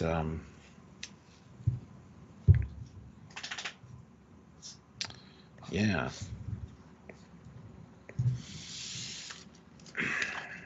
we want to hear from you guys. This is a community discussion. We have a great community, and we love you guys, so we want to hear from you. So, all right. Can I just point out for a second that we're reviewing 6 episodes of Star Trek that are brand new. That's a lot of concentrated work we're doing here, guys. Every episode trying to do full thought through, full review, like this is a lot we're doing here, a lot of thinking. Just want to point out how much we're doing here. Normally we do 2 hours for one episode, 20 minutes. We're doing this much, so you know we're working hard here for you guys. There's a lot of stuff to talk about and do and analyze. So well done us. This is not easy. Yeah, we love Prodigy, so it's kind of. I feel bad for saying things that don't make sense or whatever, but at the same time, we do it for all Trek, so can't say we have favorites or we're not fair to one or the other, because we are. Our saying is there's good and bad in all Star Trek, and we point it all out. Yes. But we come back into part 2, back where we started. Ship ain't doing well, but it always comes back, so I didn't quite feel any tension from that, unfortunately. Yeah, they launched more drones, which started attacking Voyager. But don't do any damage, so again, it's kind of hard to feel tension. We can get a line. The attack is refocusing on Deck 7, essentially as picking us apart. Hull breaches on Deck 16 and 17. But I don't think for a second they're gonna be damaged next week, so it all kind of feels hollow. Because this is giant to be phaser beaming the exterior hull and damage it. This is big stuff, but it doesn't mean anything, unfortunately. So I wish they just don't do this, because it doesn't add anything, unfortunately. It kind of hurts it.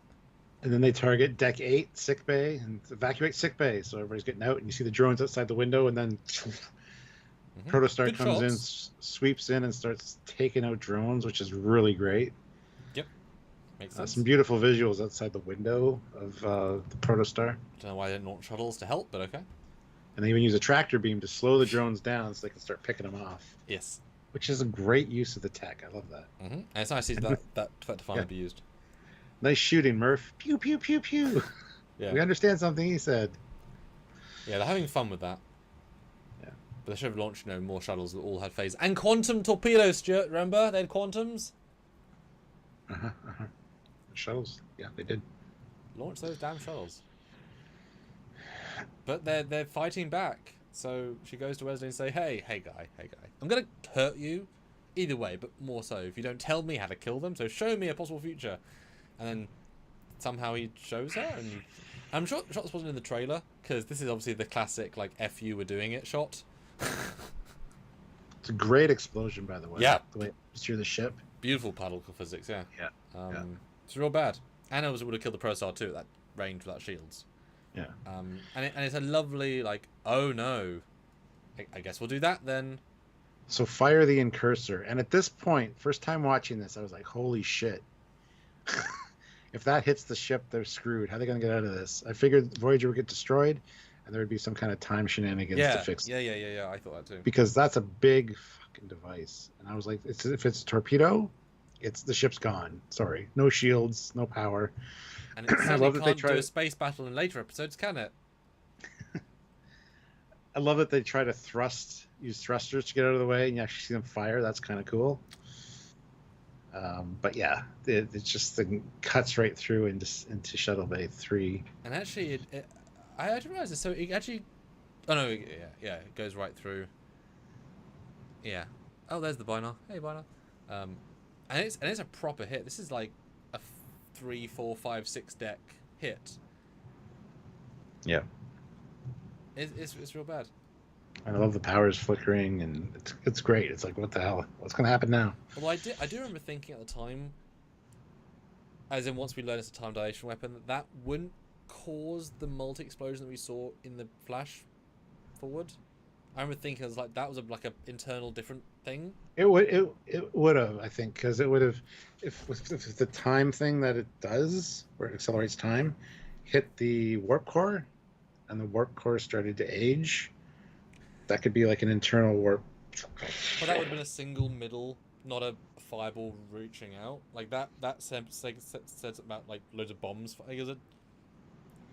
Maybe it hit the torpedo magazine with the age, and they deteriorated. One went off. Then I felt a slight disconnect, which I liked. Like, I mean, anything can happen, right? But I didn't quite think. Yeah. And this is where in sickbay you hear the announcement: "Attention! Shuttle Bay 3 has been breached by an unidentified object." We don't have a Shuttle Bay 3. Anyway, it's fine. But nothing went off. It must be a dud. So they go in and take a look. How naive of them to say that. They're building warships months a second. No, that would have failed. Really? Yeah. Really, dude? And they scan it, and then they see the visible countdown timer on the side. 4. Get out! Get out of the Shuttle Bay 3! 2. 1. And then you get this ball of energy. Looks right out of Trek shorts. And it's interesting how, because this is not resolved quickly. This takes a while. Are they implying that the hull ages and stops aging? Because I would think that if it ages to rust in 0.1 seconds, that eventually it would rust so much disintegrate, and therefore this whole room would disintegrate. But it never goes past this, so I guess it doesn't keep aging. Yeah, that's the problem. Not last forever, is it? Yeah, but this is a future alloy. I can see it lasting a long time. But yes, the actual age. It's never said how much time is passing in there. I wish they would have, because it would have helped. But I mean, it's enough to go to rust. But the guy's in it for a good second, and he's dying. But yeah, fixable. The doctor can fix him without too much hassle. But it's harsh. I mean, I thought he was going to die. I was a good. Is it very unusual you can pull someone out of an explosion? Is how it's presented. So it was quite an unexpected. Like, oh, okay. Damn. And then suddenly Yeah. a The problem I normal have, containment field. Yeah. the problem I have is put a level 10 force field around Shuttle Bay 3. Okay, so you're keeping it contained, sort of, but I don't know. At least the level 10 force field does something. Because last time they asked to use it was in sick bay. The doctor called one, and the Loom just walked right through it. So at least it's somewhat effective. But you think the emitters that emit the force fields would age as well? At least one half of them would. The half, I don't know. Yeah, and also the power requirements to stop a time bomb, given the ship has 0 shields, got hit, is very damaged. That's going to be sucking all of its power, and they just had a power drain for an hour. How is enough power to do with the top field to stop an internal? Yeah. And there's no considering sense... when the ship got hit, the power was flickering on and off too. And there's no sense that the field will stop in like 6 minutes. They never give like it's fine. Like they say they're slowing it, but then there's never a. We've got 19 minutes to eat the ship. Like it's just it's fine. Yeah. But again, Wesley did a thing, and it was not as dangerous as it could be. I don't know. Yeah, she did, and she did give the order to remodulate the shield frequency or the force field frequency to combat it. So that easy. So anyway, Proto-star's reserves are getting drained faster than Voyager's now, apparently, because Proto-star is now in the beam. Well, and then you see Voyager outside with no power, but yet they still have power for their force field to contain it. There's absolutely no lights on. Well, except the Bassards and the warp coils. No, they're even off when Not they in the other shot. Not the shot I've got up. Well, the shot I got up where they say open a hail, and then you see Janeway appear. The ship on the screen has no power. One shot earlier, scroll back like 7 pictures. Yeah, I know. Oh. Well, the power was flickering. I have no problem with the power flickering. But anyway. Boo. Tysus is in critical condition. We're in trouble. And then Janeway calls in the cavalry. I want Starfleet reinforcements. Well, they're days away. Fleet stretched thin. Sorry, Catherine. Truly I am, but you're fucked. And can I point out that they were always days away, Catherine? Yeah. It's not like you can call them, boom. Like, the chance of any ship being that close is insane. No ship is going to be minutes away. No ship is going to be hours away, unless it's one random ship. And good ships are going to be days, if not weeks away. Most ships are weeks away, except the Dauntless, which we always said has been damaged. So only a slipstream ship could save you, and they're needed. So it's a slightly dumb moment, because they're like far out. It's a silly line, because it doesn't make sense. Because places take places to get places. Let me see Tysus in sickbay, and the doctor says, well, now you have seniority, temporarily. A week of certain gene therapy should reverse the damage, so that's fine. Which I guess means you can undo aging. Because he aged correctly. This is his real aged face. Yeah. Where is he? And then Zero's not doing well, but realizes, or they say, no one can survive this thing. And the mobile emitter, which is obviously a solution, would also age and go broken. I'm glad that it was addressed, because Doctor can't age. And Zero can? Probably? Well, Zero doesn't need a body. Yes, doesn't need a body. Non-corporeal. It is a suicide mission, but not for the brain, but for the body. Not for the consciousness, but for the body, yeah. So, yeah. And I think you agreed with me. I thought we were going to get a really interesting moment where the body was going to disintegrate, kind of like Endgame, and then the energy come out and do a thing. Yeah. That's totally what I expected, 100%. And we don't get that, and I feel slightly robbed by it, like a little bit, because that. But as I said in our review, well, I was going to say theoretically, this body she's in should be able to last thousands of years by the amount of time that she's in that goddamn field. Well, we don't know. That's slightly the problem. But that's amazing that the people on the planet said it'll stop. It will fade eventually. This proves a long time. They were severely underselling the body. Because we thought, leave the planet, disintegrate. No, like, it's fine. You guys are fine. Just because you think of temporal as being thousands of years. This thing is amazing. Yeah. Amazing. But on their way to sickbay, Zero calls Jankum and says we might need that body a little bit sooner than we expected. So. And then more pew-pews. I kind of forgot they were in the story, and now they're back in. Because the drones are knowing all the Starfleet maneuvers, so they have to. That might be later, but it all kind of blends together. No, that's right. That's right now. Yeah, they're anticipating. It's like they read the Starfleet manual. And Jal's like, I haven't even read the manual. It's time to get wackadoo. Which is kind of an easy solution, and also kind of lowers the sense that, like, they've got sentient AI dreadnoughts. Why do they have to follow the Starfleet? Because as soon as they change, they fly into themselves and explode. They're that dumb? Yes. Okay. Yeah. It's a little bit easy. And also, in theory, Wesley wouldn't know the flight manual from the modern era, because he was at the Academy like 30 years ago. Why would his temporal brain know about the Academy for this specific year? Small thing, just saying. Well, because there's no real new formations. There's one that they end up using at the end.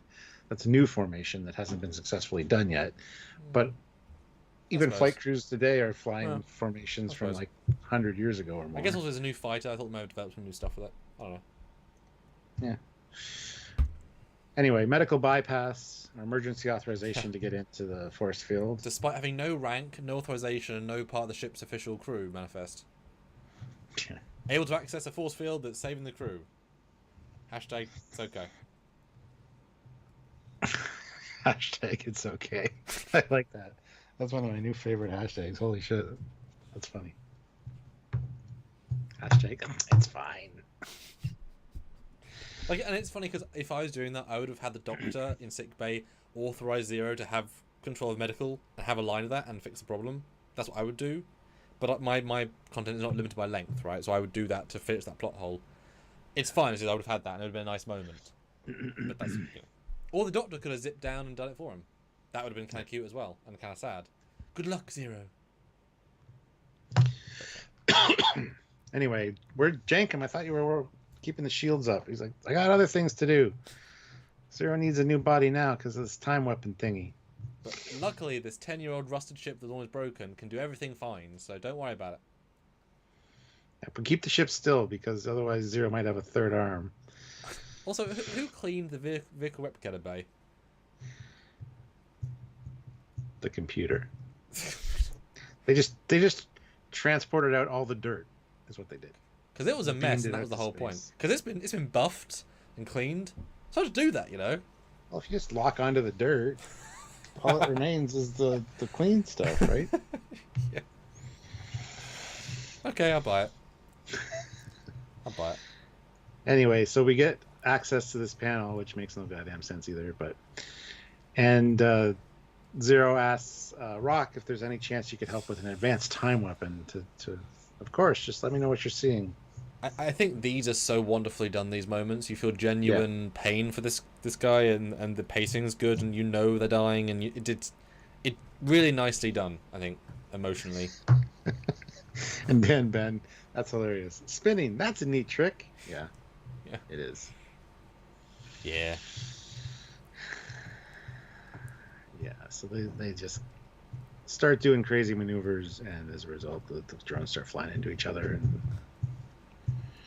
you are correct. That is what happens. Back to it's Zero. exactly what happens. And I was really shocked that Zero's body wasn't like becoming dust. This is the scene I thought was going to happen, and then doesn't. Oh, that's anticlimactic. Well, still powerful though, just different. Because Zero, I think, says, "I can't do it. Sorry." Everyone's about to get killed. And it's like, oh no, shit. I can't remember what happens next, to be honest. Yeah, Zero's like, I'm afraid I won't be able to do this. I fear the weapon cannot be shut off, but it can. Yes. Though I can reroute its target. The only problem is it has to be another Starfleet vessel. Although in theory you could just change someone's IFF and then do it all the time. But... Well, yeah, but... And then Magellan's like, maybe that's why I'm here. How to lock onto my ship. I don't know if this is... Wesley said I was important. I don't know if this is the moment or not, but it's the only logical choice to protect Starfleet, so... And then so they're going to perform the Boothby Supernova. No one's ever pulled off that maneuver, which means these drones won't be expecting it. And what is the maneuver, Stuart? It's pull up slightly. I mean, very fast, and disconnect the front of the ship. Yeah. Slightly underwhelming as a maneuver, I'll be honest. And then, yes, they tell 02 to set the weapon to detonate with all chronometric energy upon impact. Oh, didn't have that bit. Okay, that helps. That was a thing I had later. But this is good. Makes sense. I didn't really for a second think we were gonna fake that she was gonna die. You know, like she's in a fighter, like she's gonna be fine. So I don't know if they're trying to make us think she might die there, because I didn't for a second even believe they're gonna try and think she would. 0, you mean? No. Majel. Yeah. No, I didn't think she would either. Yeah, because it's played like a sacrifice in theory, but it doesn't really play that way. But fine. Because for 0, this is where it's like, maybe this is the first step on its journey of self-discovery to the unknown. So, my family, and then they make the change, and... Considering 0 can feel pain, feeling all of your skin getting aged over the course of potentially thousands of years, like, that's a lot of pain. It's a real bad time. So well done them for doing it. Yeah, but you don't know it's the most amount of pain because you haven't experienced a lot of pain. Oh god, yeah. It's just pain. Yeah. It's like how does it keep getting worse? Well, SBS Guru 2000 throws in €5 and says 0 losing their bio body would have been more impactful if it wasn't a green, creepy Slender Man. Wow. We're once again joined by... Yeah. It also hits differently that we have been burned through these episodes, therefore they just got the body. We've seen them do anything with the body, and I've lost the body. So the body feels somewhat redundant in the story, except to get here. Yeah. If it was week by week, we'd get more accustomed to it. So I think that, unfortunately, shows it's just here for this. So 0 is successful, and the thing starts pulling out of the ship. And 0 flies out and gets killed from the space and rips apart. Should have been blown out into space, yes. I wish there would have been a force field effect when it started moving down. It's supposed to have a level 10 force field around the shuttle bay. Even just a hull breach force field. There's nothing. Even on the exterior when you come out of the ship. Yeah. There's no blue force field grid. I wish they would have put that small detail in. Because 0 flew out and died in space. Like the body. Must have. Like that's what happened. I mean, I'm not... Well, I guess they're still grav plating, but it's a vacuum of space. But either way, I assume the body sort of just basically... I assume maybe the vacuum caused the body to rip apart because it was so brittle, and then the energy stayed alive and then it beamed out. Would have been nice to see that. Gruesome as all hell, though. Yeah. Actually, that's what should have happened. The purple energy of 0's body should have lit the hole. And they exploded and caused the energy. That's how you do that. Yeah.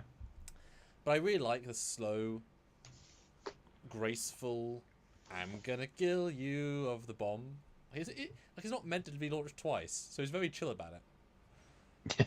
My issue here is that why is Ascension not stopping it? There's a dreadnought attached to a mainframe, attached to Solemn through a wormhole, we assume, or some shit, staring at this happening in slow motion. Does nothing to stop it. Didn't do an override, didn't shoot it, didn't have a drone launch into it. And that really hurts it on a second thought process, because there's not even alluded to a reason why it's not stopped, and so it feels kind of ridiculous because it would be, and it's not. Yeah. And also there's clearly no shields on because it hits and then whatever. It's not a very satisfying ending. I'll say that it should have been, but it wasn't. It's just very easy again. And also, why is Voyager not hurt in their blast? Because Voyager's very close. Its shields are down. There's a giant ship explosion. And Proto-star is closer. Well, yeah, they've got shields of some kind. And again, they don't even address the fact that they're going to be heavily damaged from this. But okay, doesn't matter. Whatever. Like, the normality returns too quickly, and it's just anticlimactic once again. So the ships disengage and pull up. The back parts just fly right into the rev or whatever. And you see it go in and explode, and it explodes the entire thing very quickly. Like, it looks great, but The explosion's fantastic. Yeah. And they could have easily had like both ships zooming away in the same shot, like the Enterprise D did in Picard. But it's like, this thing's gonna really damage your hull. But no, we're gonna ignore that. And it's funny, I'm scrolling. Sorry, the ship explodes. You see Janeway sitting down with red alert on, without saying a word. By the time she stands up, red alert shuts off. Yes. Because everything's fine now. We have a huge, massive hull breach in Shuttle Bay 3. Yes. I didn't give the order to stand down from red alert, but the lights went off. Look, there's that blue science person on the bridge is very attentive to the red alert button. She's like, oh, hey, I did it. You know, trying to get a promotion. This is still not a time to turn off red alert. Sorry, there's still shit going on. Well, it's so funny, this next sequence. You've got the same people on the... So if you wait for the live, I'll pause for a second. On the left of the... Hey, we're all fine in the shuttle bay that's now fine again. There's now whatever. It's fine. No damage. As in, like, the ship should be damaged from all the stuff that's happening to it. And it's fine. Everyone on the left is the people we know. Black guy, the Orion, the lady. On the right, there's a blue guy I've never seen before. A purple lady alien who I have seen vaguely. Another Vulcan guy. Where the hell is those two aliens been the whole rest of the season? You've got two CG faces because we've been walking in the background. But they're very recognizable, so if you repeat those, they'll definitely notice. Yeah, the other ones, you can change skin tone color, you can change the uniform color, but those alien heads, they're very distinguishable. That's why. But why are they just in this episode alone? I don't know. That's a good question. You've got so many more... These are new extras that you could have had. SBS Guru 2005 euros. Was it ever said in the show or by the showrunners if those fighters incorporated Dominion bug ship tech? No, it was not. Why would that be the case? Because bug ships are really quite big. You think them as small, they're actually pretty big. Yeah. And they're actually like proper like heavy cruisers and tiny things. Yeah. But then we get the new Zero body with tactile interfaces and all the sensors and Tron. I really love the new look, though. I love those colors together. Much better than the white. It's like I said, it's very Tron, and I would think you'd have at least a line lamenting loss of physical form, because this is a containment chamber, not a physical form. There is a distinction. Yeah. But it's okay. We've passed. It's decent. We found it from the trailer, so I'm glad to see it finally in. And then Janeway comes in, despite having been a big space battle. The ships are trashed again. Now we must go to Solom, which is in the Delta Quadrant. We must slipstream there with a damaged ship, a damaged crew, morale hurt. We must also, the Proto-star can't slipstream there. So the Proto-star's a proto-drive there, which we know calls ripping the universe. Because that can't slipstream. And she's like, well, the only ship in the range. Like, you know your ship's trashed. Yes, but the moral of the story is your unified efforts ensured our survival. Not one singular person. Everybody working together. That was her speech. And then, yeah. Ascension puts on a path to war. Admiral Jellicoe has requested our presence at Solom. And we're the closest ships, so begin repairs. The mission isn't over yet. And then we get a Janeway and Chakotay moment where he's like, great speech, made everyone feel better, except you. Wow, he's taller. Yeah. And we get Ascension. Punishing Wesley because he lied. He gave her the wrong future. Yeah. Not the ending you were hoping for. Ah! Another good twist. I liked that. I thought that was a good ploy. And then she makes a good point, though. One thing I did learn from all this was that not one single ship came to their aid. They're spread way too thin. They're not prepared for what comes next.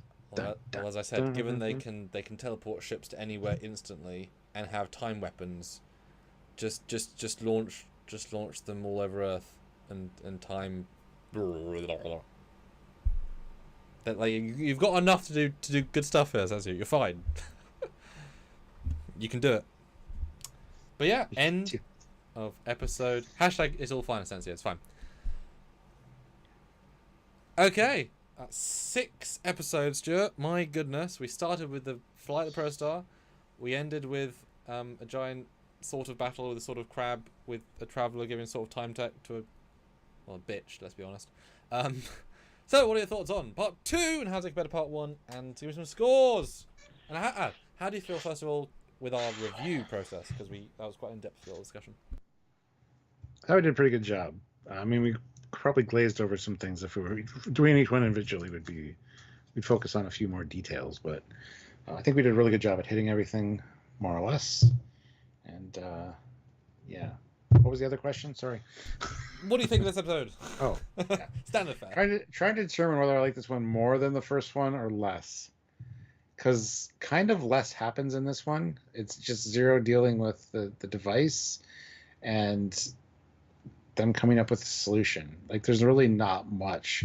Whereas the beginning of the other one with the exposition and the feel-good moment of, hey, we're back together with Voyager finally, and then devolving into the chaos I think there's more going on in the first one. So what did I give the first one for enjoyment factor? You gave the first episode of this 8.7 and 8.3 respectively. Yeah, okay. I'll probably give this one an 8.5. I think I enjoyed the first part a little bit better. There's a lot of issues with this one, from the device pulling out of the ship, and it's fine. It's fine. Whatever. As for all of Prodigy, slightly less, 8.2 for that one. Well, this suffers from, it's not a standalone story, so that rating is going to suffer. Yeah. So close to the scores for the first. Like, as a 2-part episode or as a 1 episode, it would be great. Still a lot of problems, but they're not problems that I can't overlook, because just for enjoyment factor. Because there's a lot of really good stuff going on, so it still gets a high score. But how about you? What did you think of this one, and what did you think of our review process? And has talking about this one changed anything for you, or brought anything up that is a problem? So my gut was I liked this episode more. Same. But then you said nothing happens, and I kind of agree with that. But I feel like nothing happens better, though. If that makes sense. Like, the Zero bit is genuinely good, emotionful bits. That was a lot of the episode, but it works better.